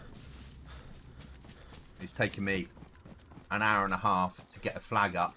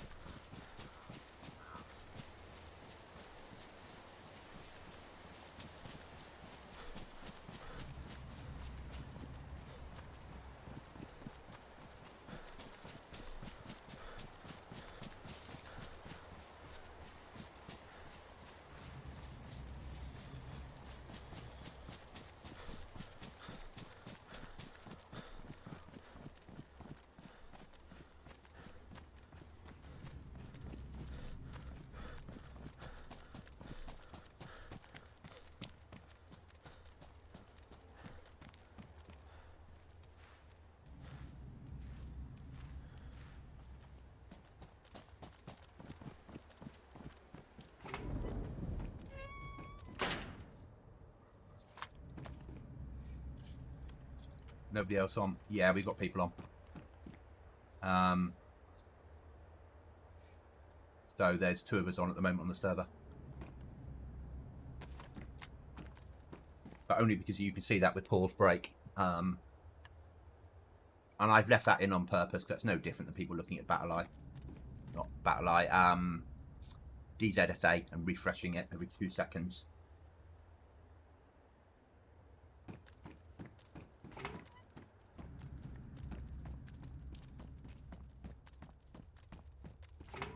But we had 6 on last night. 5 on, sorry, last night. Nice. The first day.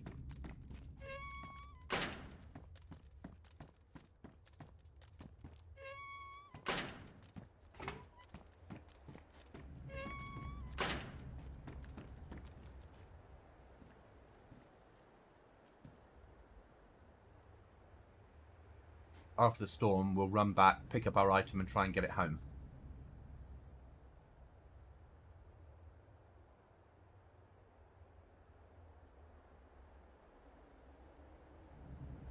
That's the aim. Might not work, but it's the aim.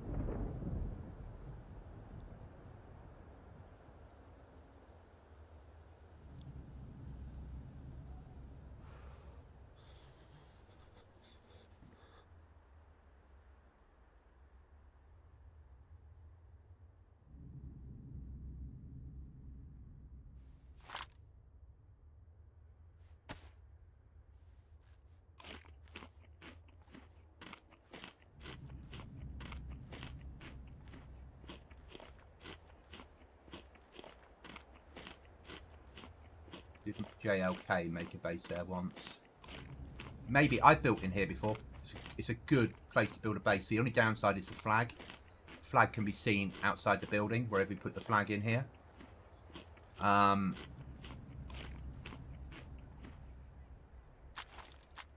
you can build airlocks here really easily. Welcome back, chicken. So I used to put my flag in that corner. Use that as my secure room. This is my main room. And my airlock's through here. How I used to do it.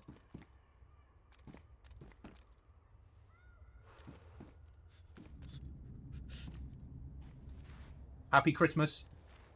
Out to chicken and cheese. If you celebrate Christmas.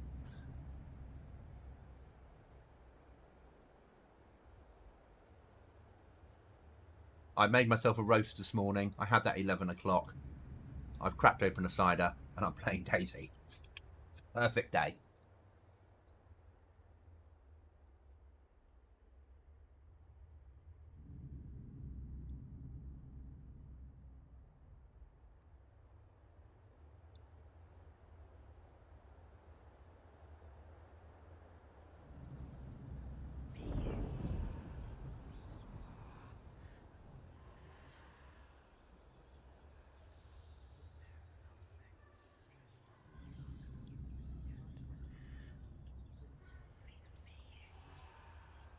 No, Cookie won't be on today. It's Cookie, Mrs. Cookie, and Baby Cookie, and it's Christmas Day. He's aiming to be on tomorrow, but will be on the PvP server we play, or the other server we play. Whereas I'm a singly, so I can choose what I do with my life and don't have a general, long-haired general telling me that I have to play family things on Christmas Day.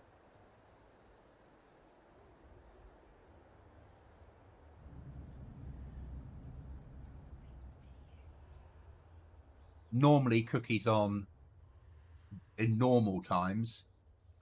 Cookie plays and streams on Sunday nights, Monday nights, Tuesday nights, Friday nights is when he's normally in. And I'm normally in something apart from Wednesdays because I work Wednesday nights or Wednesday late. I work till 9:30 on a Wednesday normally.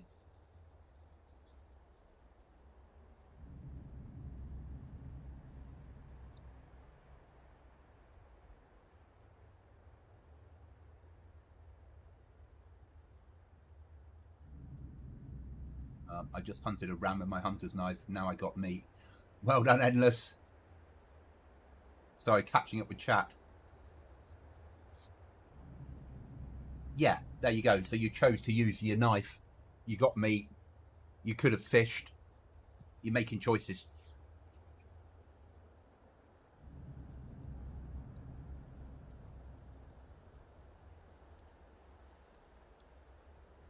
Not the easiest of server zone. It's not hard. It's just that little bit inventory space, lack of food, lack of supplies, lack of good weapons.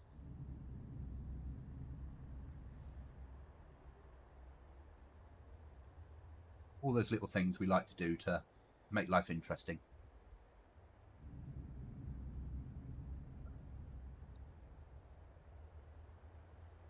He's back on the PvP server right now. Yeah, the server that I normally play, obviously my main PvP is Frankie's. That's currently at 31 of 90. Quite impressive for Christmas Day.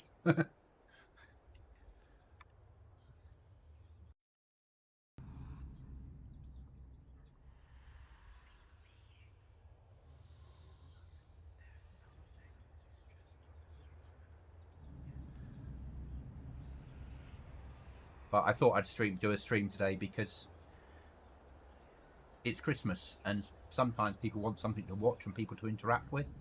And I certainly do.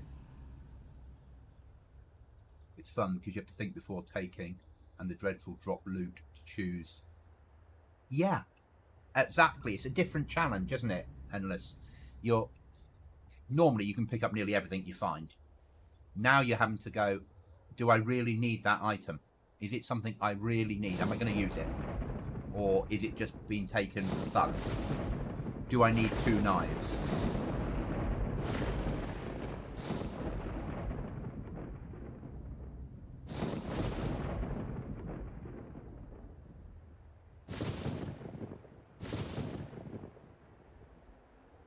And you find when you find a sharpening stone, it's something that you prize on this server.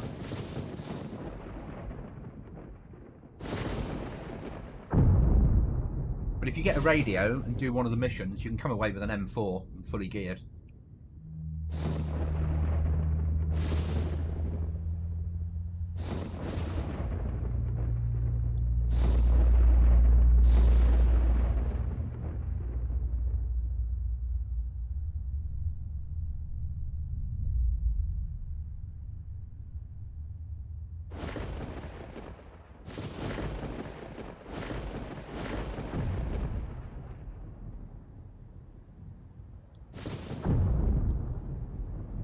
Good opportunity to refill my vape, seeing we're in the middle of a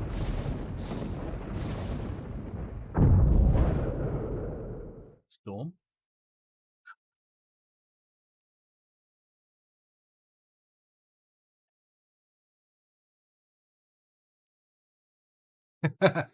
Did Santa bring you presents?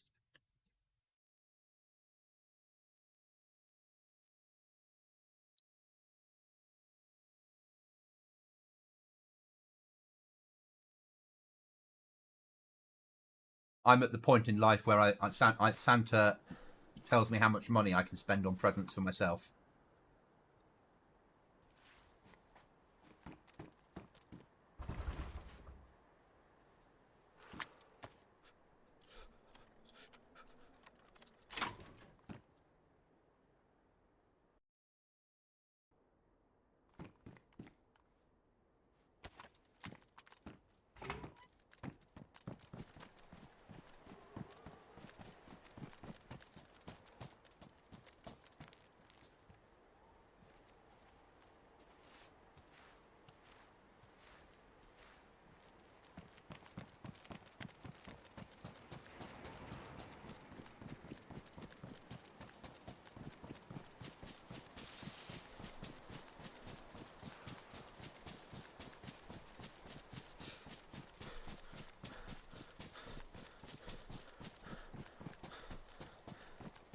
Made it. Excellent.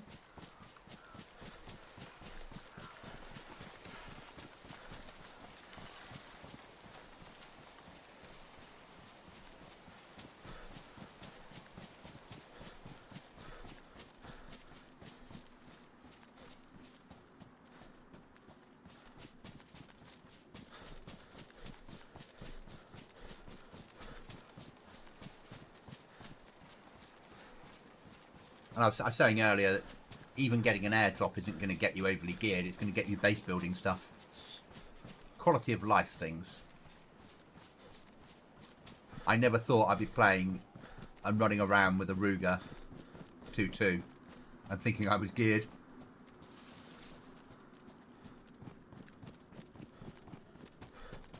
Too long would not normally be my choice of weapon.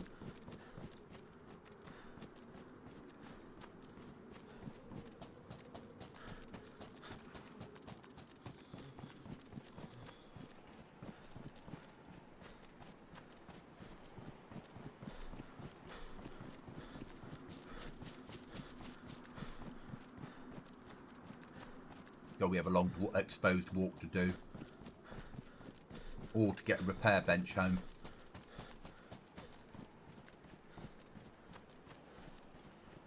But it's storage, or it's something that can be used later on to repair stuff.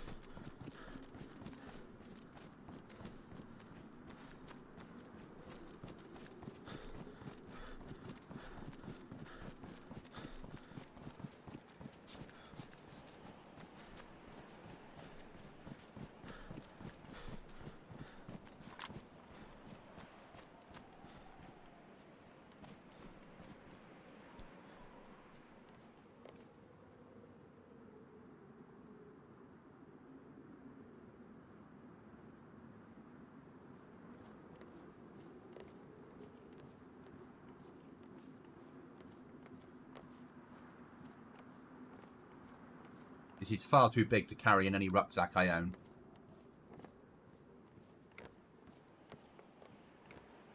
That 0.2 will kill. That 0.22 will kill if in trouble. Exactly. I've seen people take out a deer with it. I've seen player kill with it. And on here, early game, it's doable. And because the level that people are on here with gear, actually, even just hurting someone can be enough for you to get out of trouble.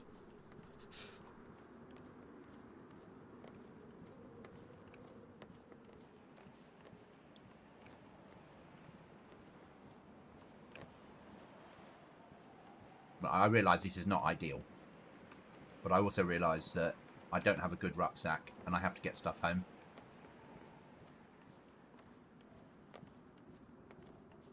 So if you've got a radio now and you tune into 99.7, there will be a mission going down.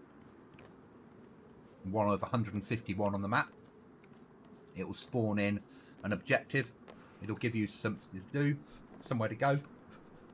When you complete it, often you'll need to drop an item off, and once it's been dropped off, you'll get a reward. And then it'll despawn the bits and pieces, but the rewards are good rewards.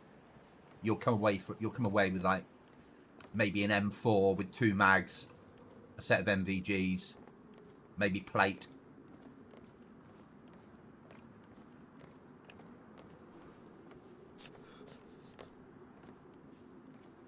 But getting a radio is hard going.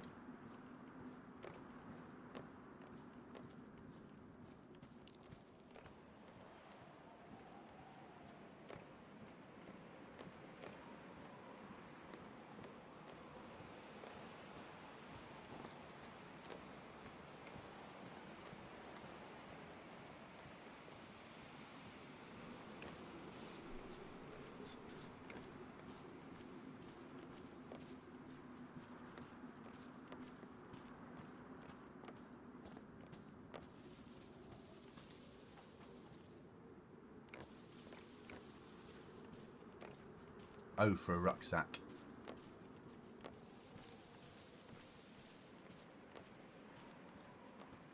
Say a freshie with a knife and hungry, most dangerous weapon on DayZ. Yeah. I think as a freshie you don't care about dying, so you'll take more of a risk. As you get more geared, depending on the server you're playing. If you're playing on a server that lets you spawn at base, nobody cares.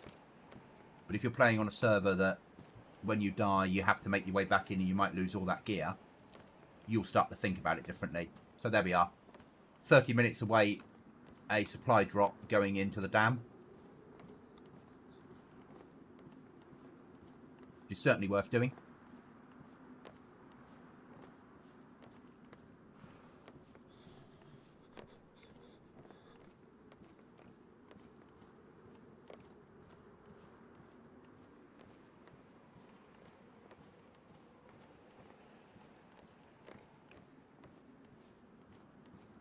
And the reason I've given a 30-minute timer on airdrops is because you might be the other end of the map.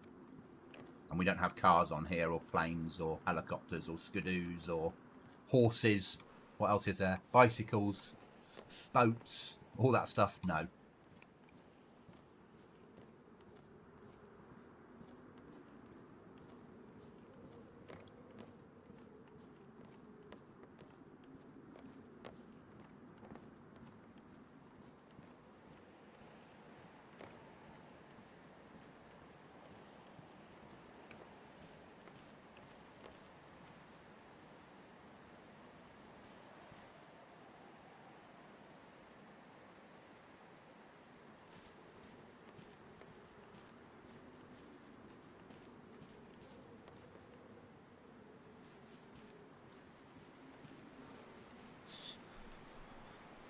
If I can get this home, then we'll make our way to the dam. Then the problem comes of what do we pick up? Because we've got no storage space. And I don't think I'm putting any rucksacks on the airdrops. I think there might be a chance of a purple basic rucksack.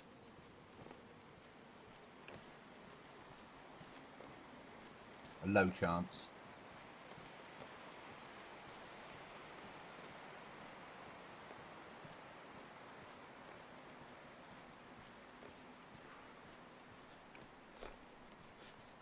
But it's mostly base building gear.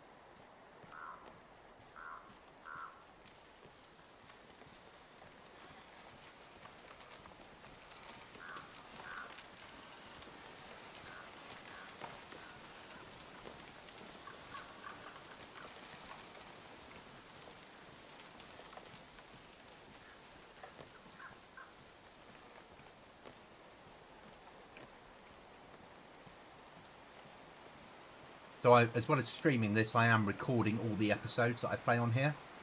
So obviously the stream's going out live, but then it'll be released as a recorded series as well.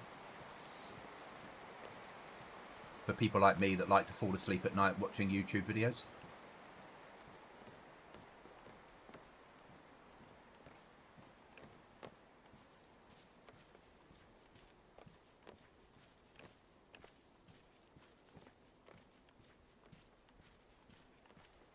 Now I've got to try and make it into Vakuta, dodging bloody zombies.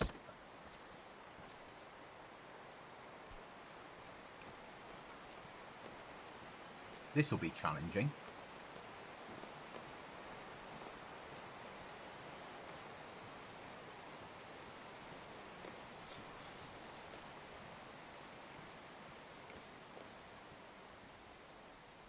A message.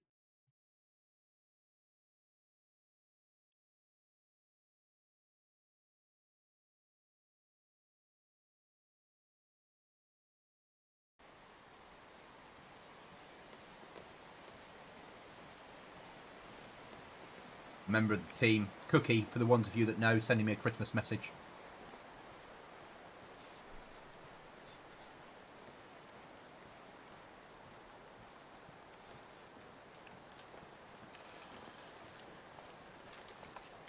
I do that too, watching Running Man Z for the 6-hour stream. So the last 2 Kings of the Castle, I was in the same team as Running Man.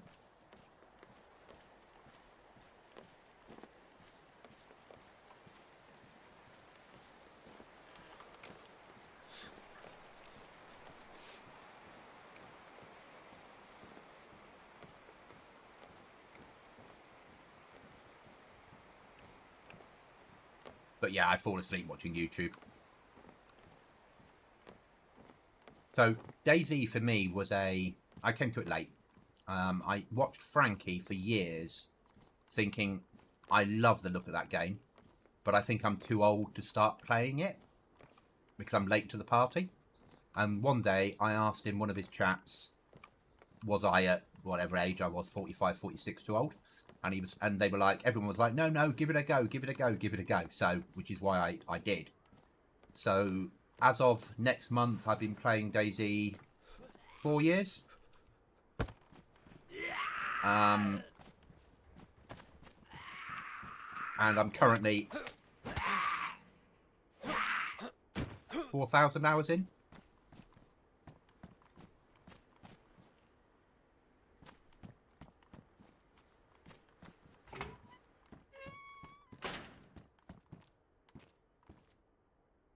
Just over 4,000 hours in. I love the game. Really do.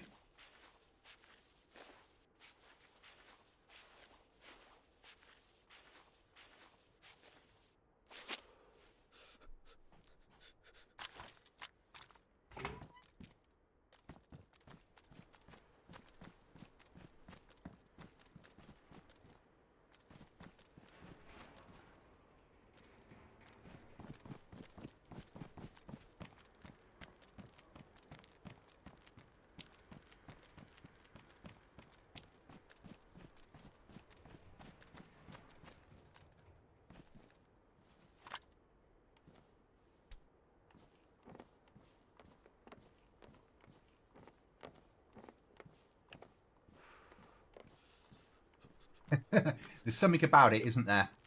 Once you get your head around it, that's a very steep learning curve. Once you get your head around it and you start to, yeah.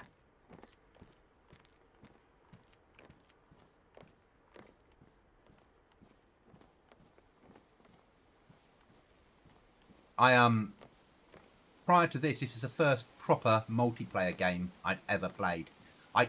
In the old days, so back in the days of Counter-Strike, the very first one, and the first Unreal Tournament, showing my age, I used to play those badly.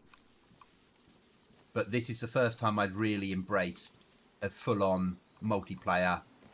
I played MMOs, so I played Lord of the Rings Online, but that's not like this. Obviously, it's a PvE with instance of PvP if you do want to do it. But this was my first ever proper full-on PvP world.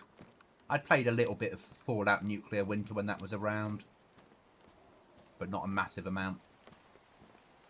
But this is where I've made my home. And my favourite map is Livonia. I think it always will be. I live in the UK in the southwest. Livonia reminds me of home.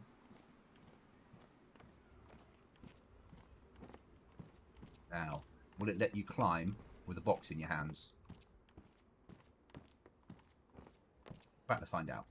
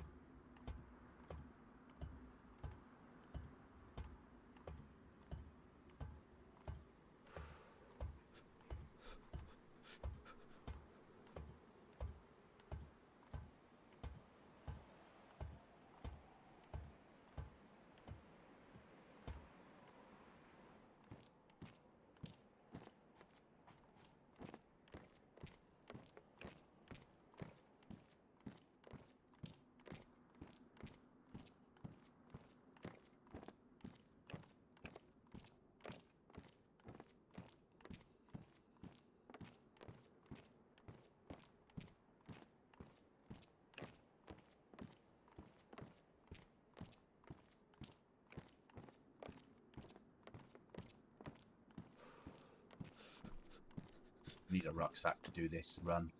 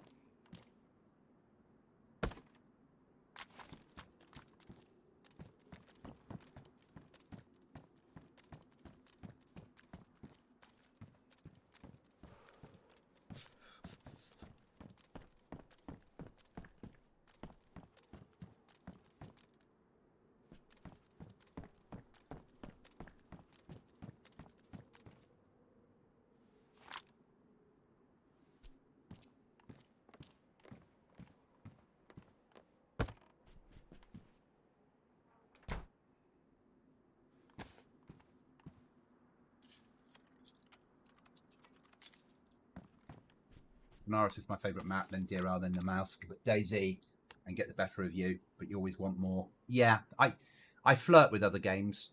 I always come back to DayZ. DayZ is an amazing map. Though I was playing Banoff a couple of weeks ago, and I'd never played that before, and I think that's certainly had possibilities. So this will be kitchen, and kitchen will be through there, but I need kitchen on there. Repair bench on here looks about right.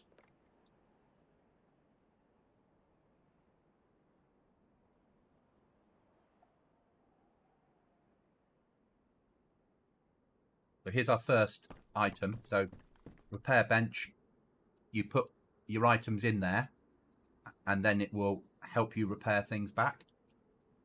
So they are sewing kit in there now.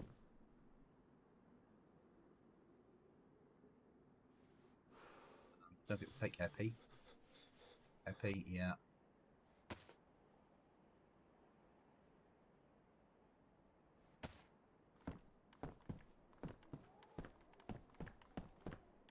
perfectly lined, but that will do. Okay, we're a stage further forward. I don't think there's any storage on that one, is there? No. So, do we have any food to eat on us? No, we ate that earlier. Next stage, the dam. So,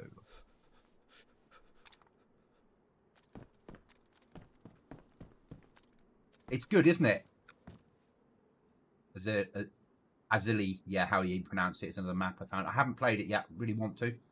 All the stuff, our base building stuff looks like this. So it all looks realistic, and it all sort of in fitting with the world we're playing in. And that's been done on purpose as well. I wanted a mod pack that felt right.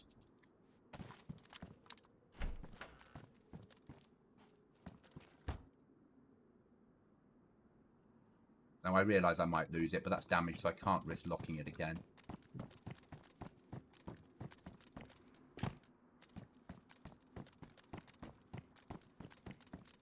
Get that. And also, once you've got everything in there, you can repair using that repair bench clothing and items back to pristine, which I've done on purpose. Yeah. People that want to base build and want to put the time and effort in should be rewarded. Because not everybody wants to do endgame. Some people just want to find somewhere to live, build a base, and try and survive.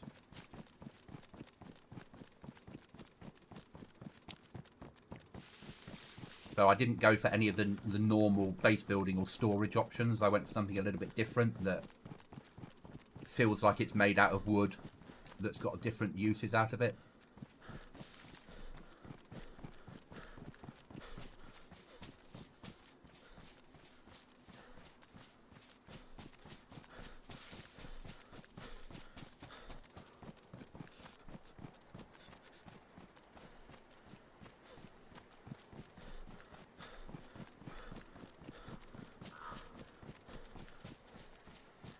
I was saying the other night, I mean, I love DayZ, don't get me wrong, I really do. And I normally, when I go off and flirt with a different game, it's normally Scum. Because I also love Scum. And I think that if I'd played Scum first, I probably wouldn't be a DayZ player, I'd be a solo Scum player. When I need a break from DayZ, I tend to go to Scum, play it for a month, and then come back to DayZ, because it isn't DayZ. But Scum, it's probably better for me in... It's so survival.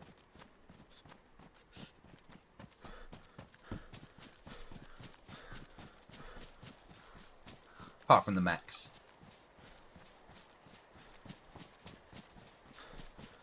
And one map. But I also, in the real world, I work with, at times, the military version of armor. So as part of my day job, I help to look after a software package that is used by the forces, which is a military version of armor. So it's like sometimes at work I am in DayZ mode, so I get the best of both worlds then.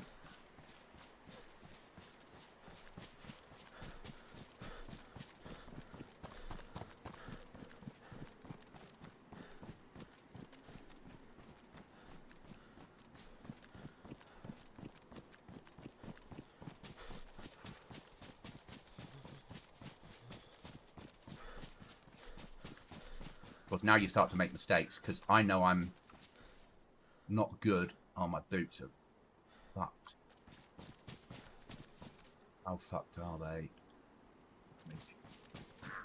Okay. So I'm going to need boots. I'm going to need a fire soon.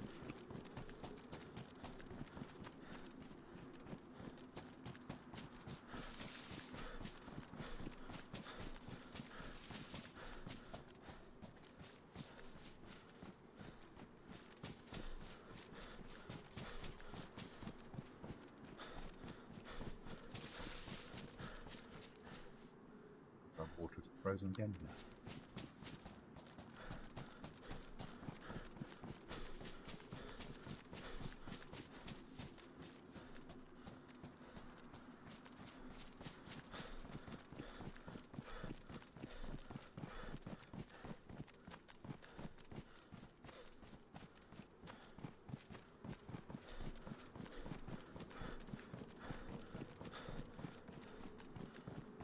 And for me, the big mod on here that I love to have is the naming weapons correctly where they can.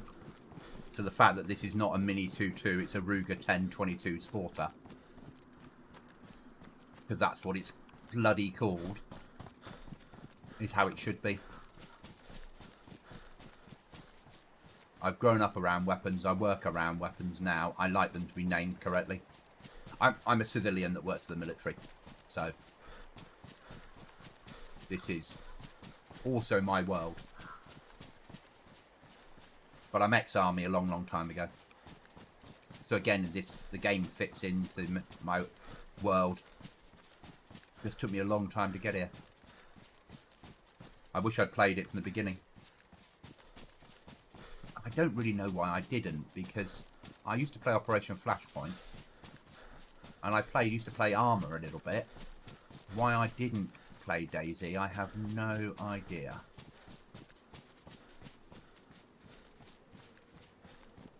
Coming into nighttime again. Yeah, it's 1 o'clock. Okay, so you've got to... All right.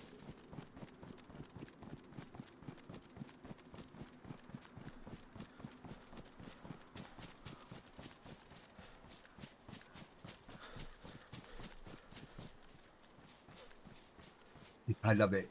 How you put it, you flirt with other games. Yeah, I tried Scum, but DayZ was first. It's probably the game I will play.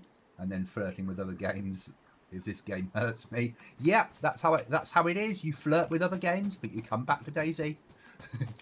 Yeah. That's how I see it. It's like being in a relationship and then you just you get caught flirting with a different game.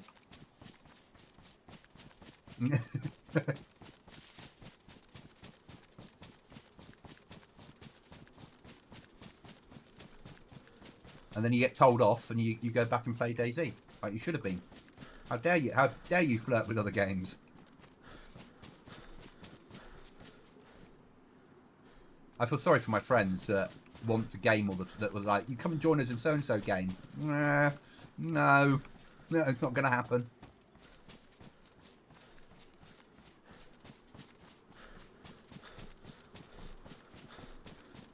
I'm a DayZ player.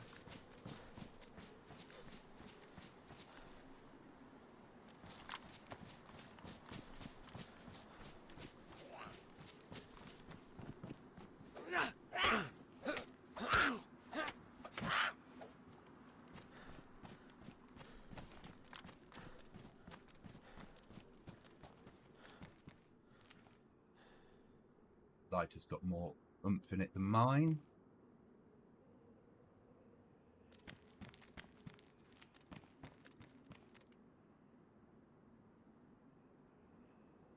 Flashbang.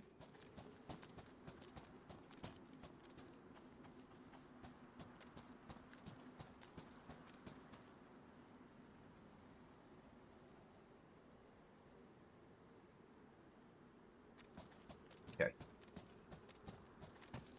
This will be an issue.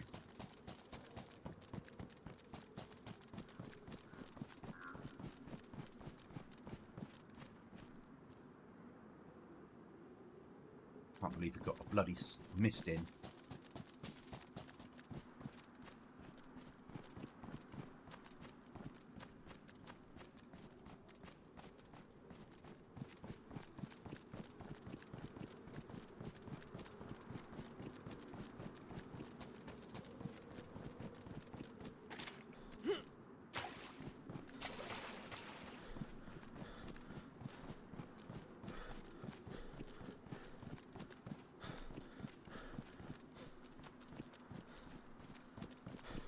So how are you finding Spring Namalsk? Are you enjoying it? Something different?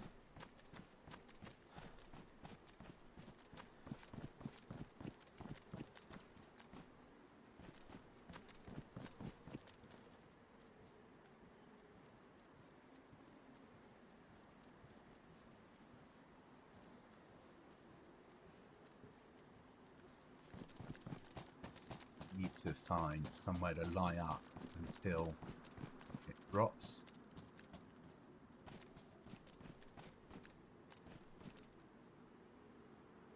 I tried Ark. Yeah.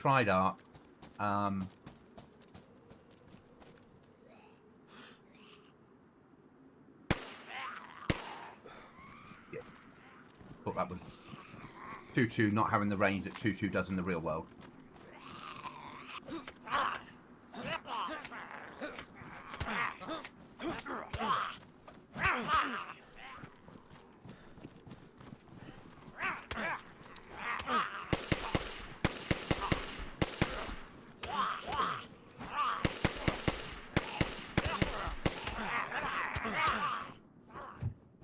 Bugger.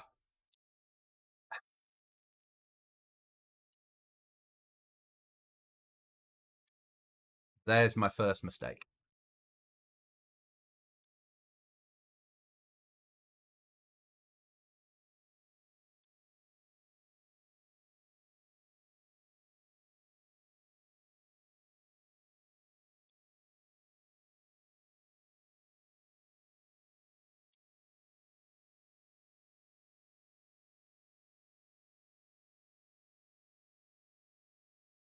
Yeah, I like it. Love the no snow effect, but still have the normal Namalsk elements. Yeah.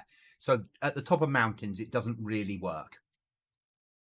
The grass is there and the snow is there, and it doesn't know quite how to do it. But I love it as well. I think it's a whole different. It's a map that we're all some of us are used to. I'm not used to. They're the purified ones. They're damaged. Are they purified? No. Need to purify. Damaged. Damn it.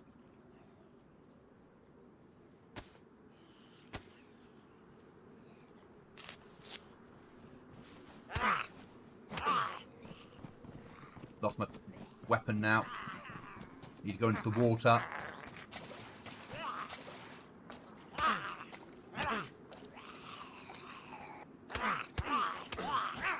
Oh god, they're all in here.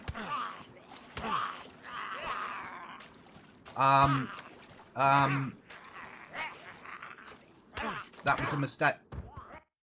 I'm dead.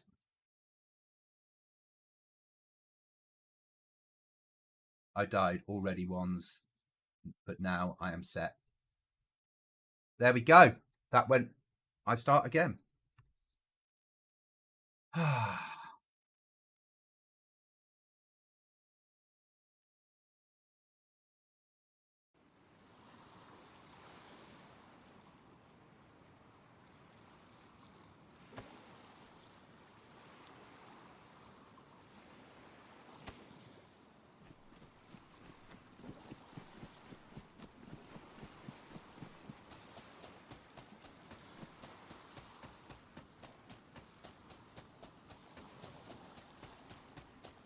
Yeah, spring Namalsk is a different challenge, different way of thinking. And we've still got it in December temperatures. We've still got all the horrible stuff. But you can hide a little bit better.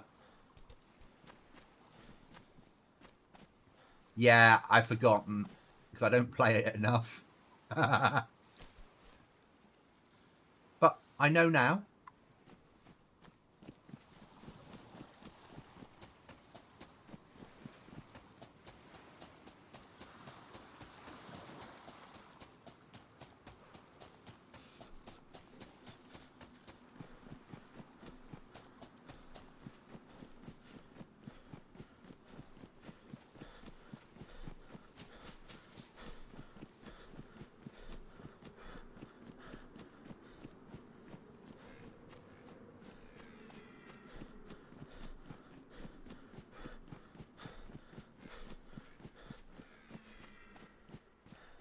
The learning phase.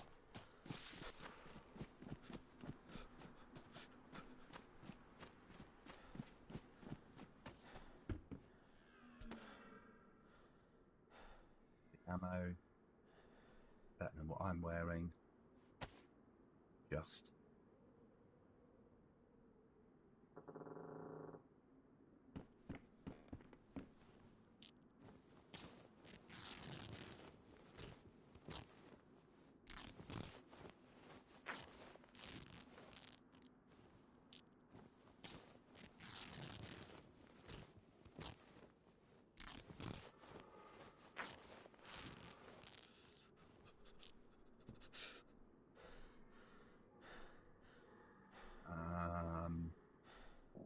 does.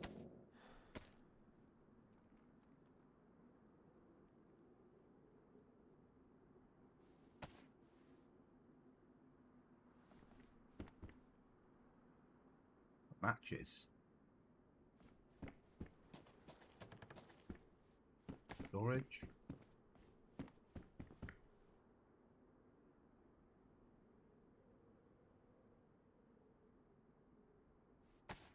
Heat.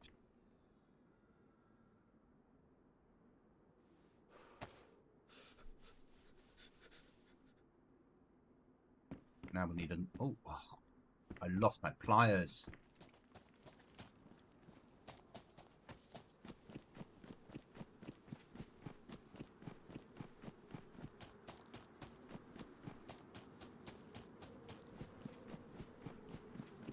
Yeah, and I made it last 20 seconds, so I could choose the amount of time. I thought 20 seconds was a fair amount. I didn't want it to be instant, but I didn't want it to take too long. So 20 seconds of ripping something up was just about right.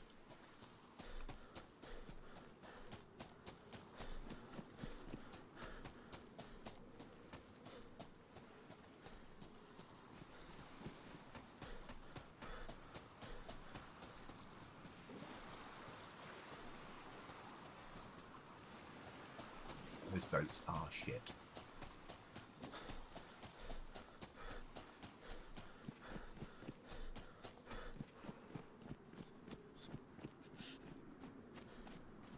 Need a knife.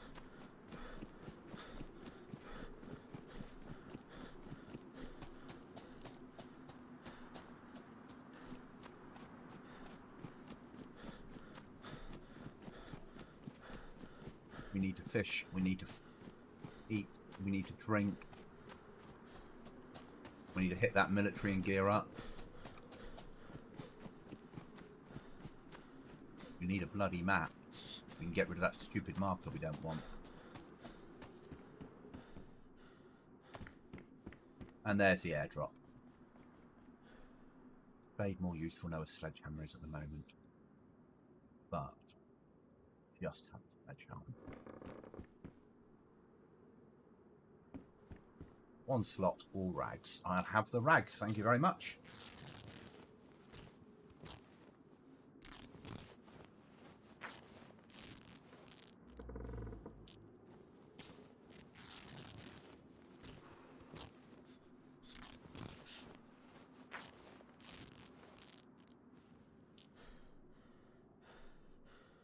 Now I need, I've got hand, I need face, head.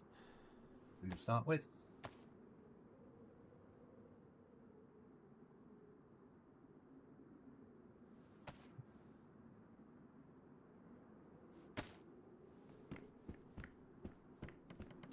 Up.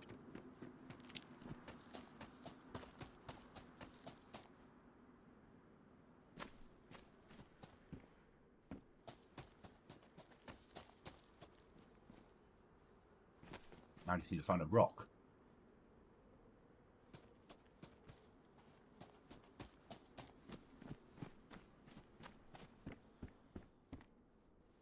Water. That one.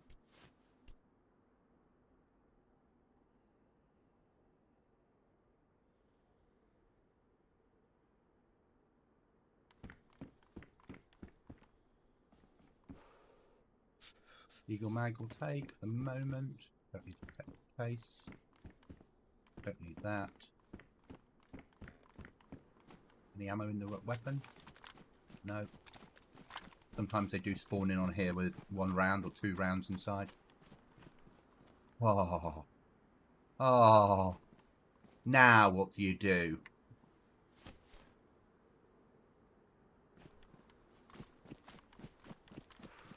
Bloody server owner, that's not fair.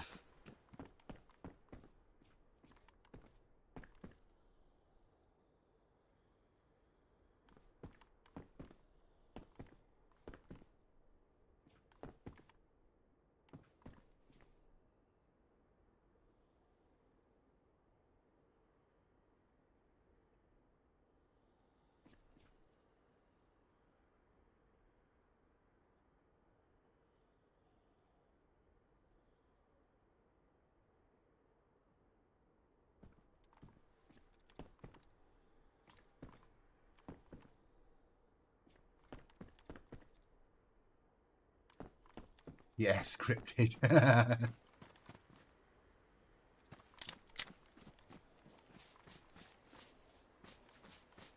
Again, bloody server owner.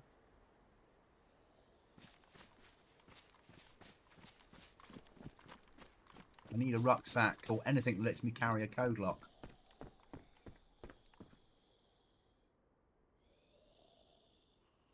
That'll do if I find a piece of rope, but I need food more importantly. That's better than that. That, as much as it's useful, is that knife is more useful to me. So, if I'm sensible, that there at the moment. This is DayZ. I realise that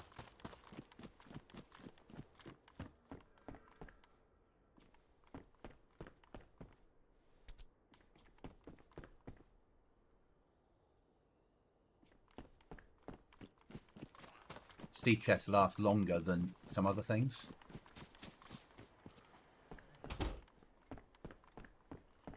Now, I realise it might not be there when I come back to pick it up at a later date, but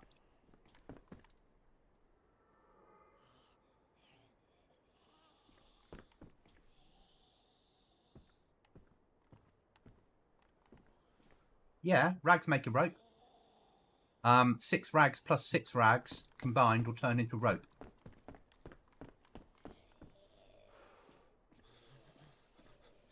Yeah. And then if you get burlap sack and put the two together, that'll make it into a basic bag. And then if you get 3 short sticks and combine it with the basic bag that's not got anything inside it, it will turn it into a better bag.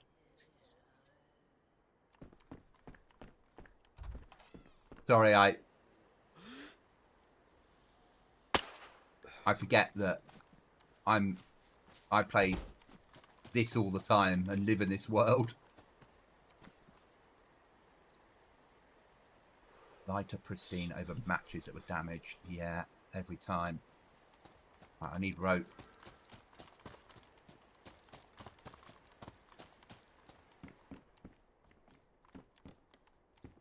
Not a welding mask. Didn't need that. Got a knife now, so I'll take the axe over.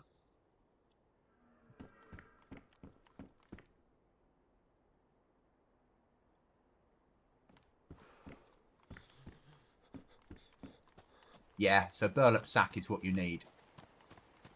I think we've done this place, haven't we? We'll drink, apart from that one.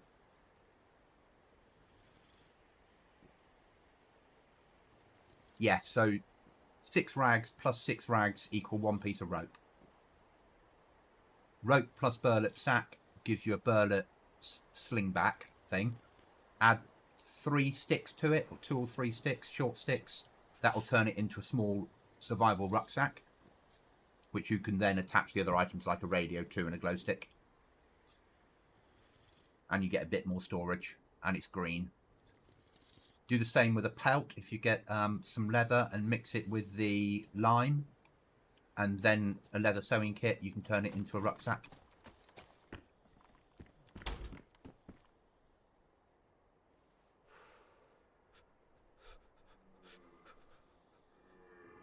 Bad installation, low installation.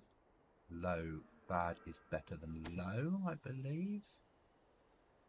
No, needs a storage more than I need the belief.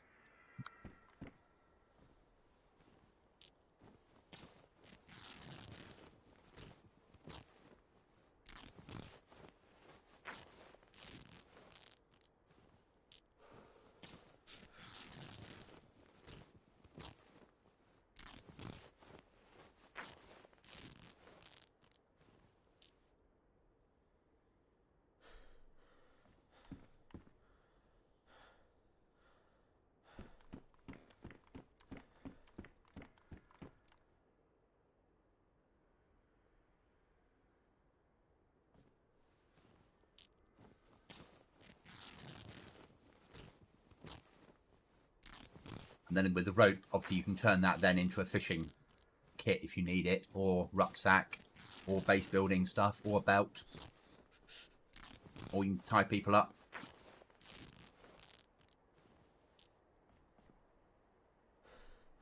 Four.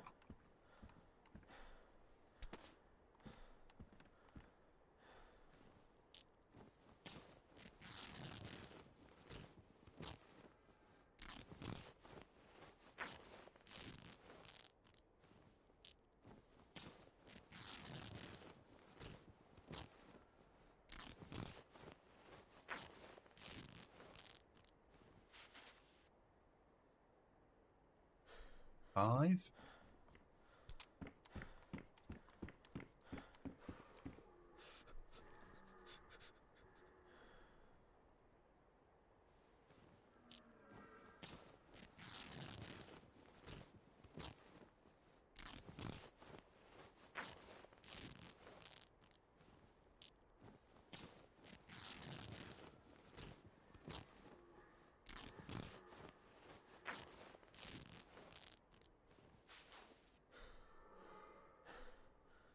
First lot done. But I need a face covering more at the moment. So unfortunately, face wrapping gets built first.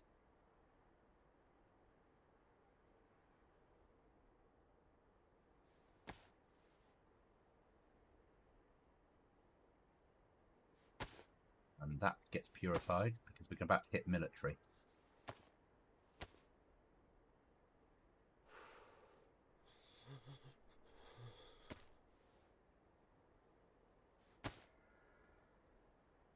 I've disinfected. 2 rounds of 2-2.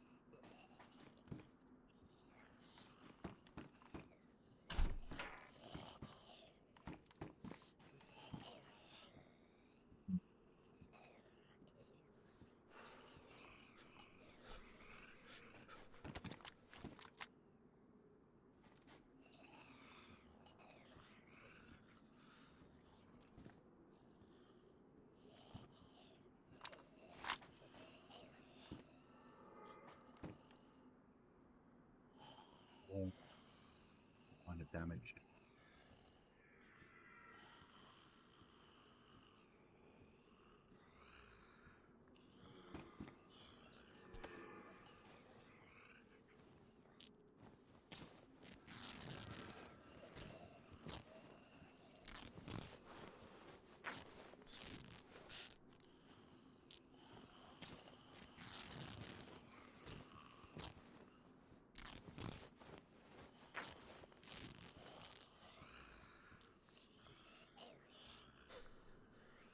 Huh.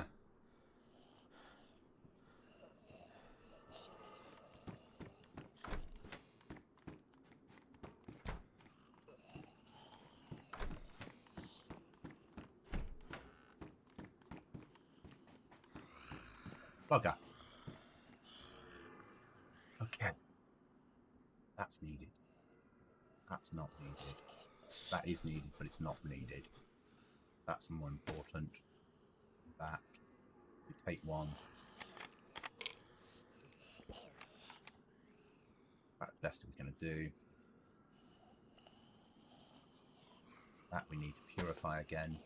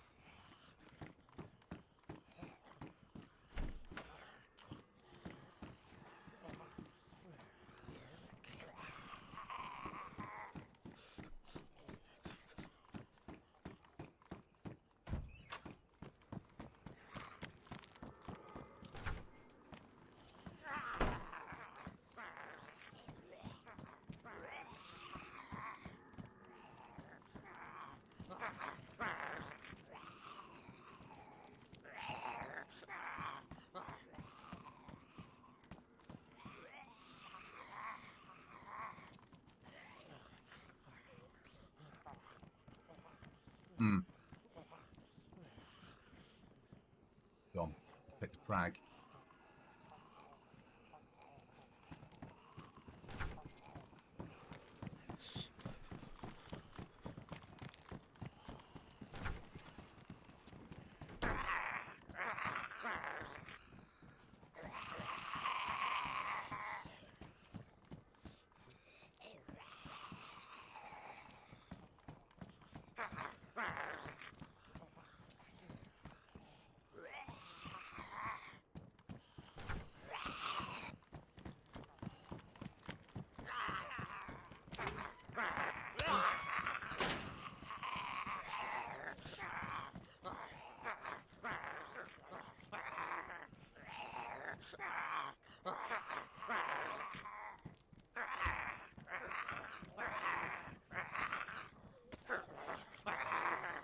Need some heat.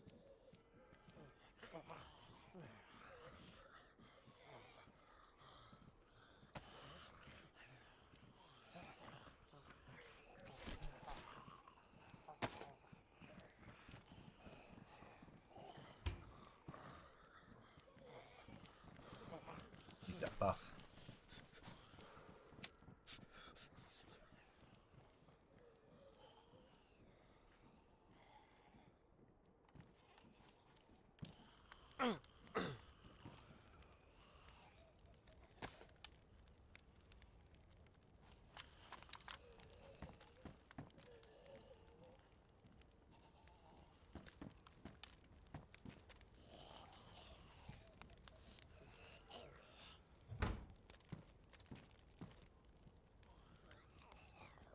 Right then, I think I will end the stream there.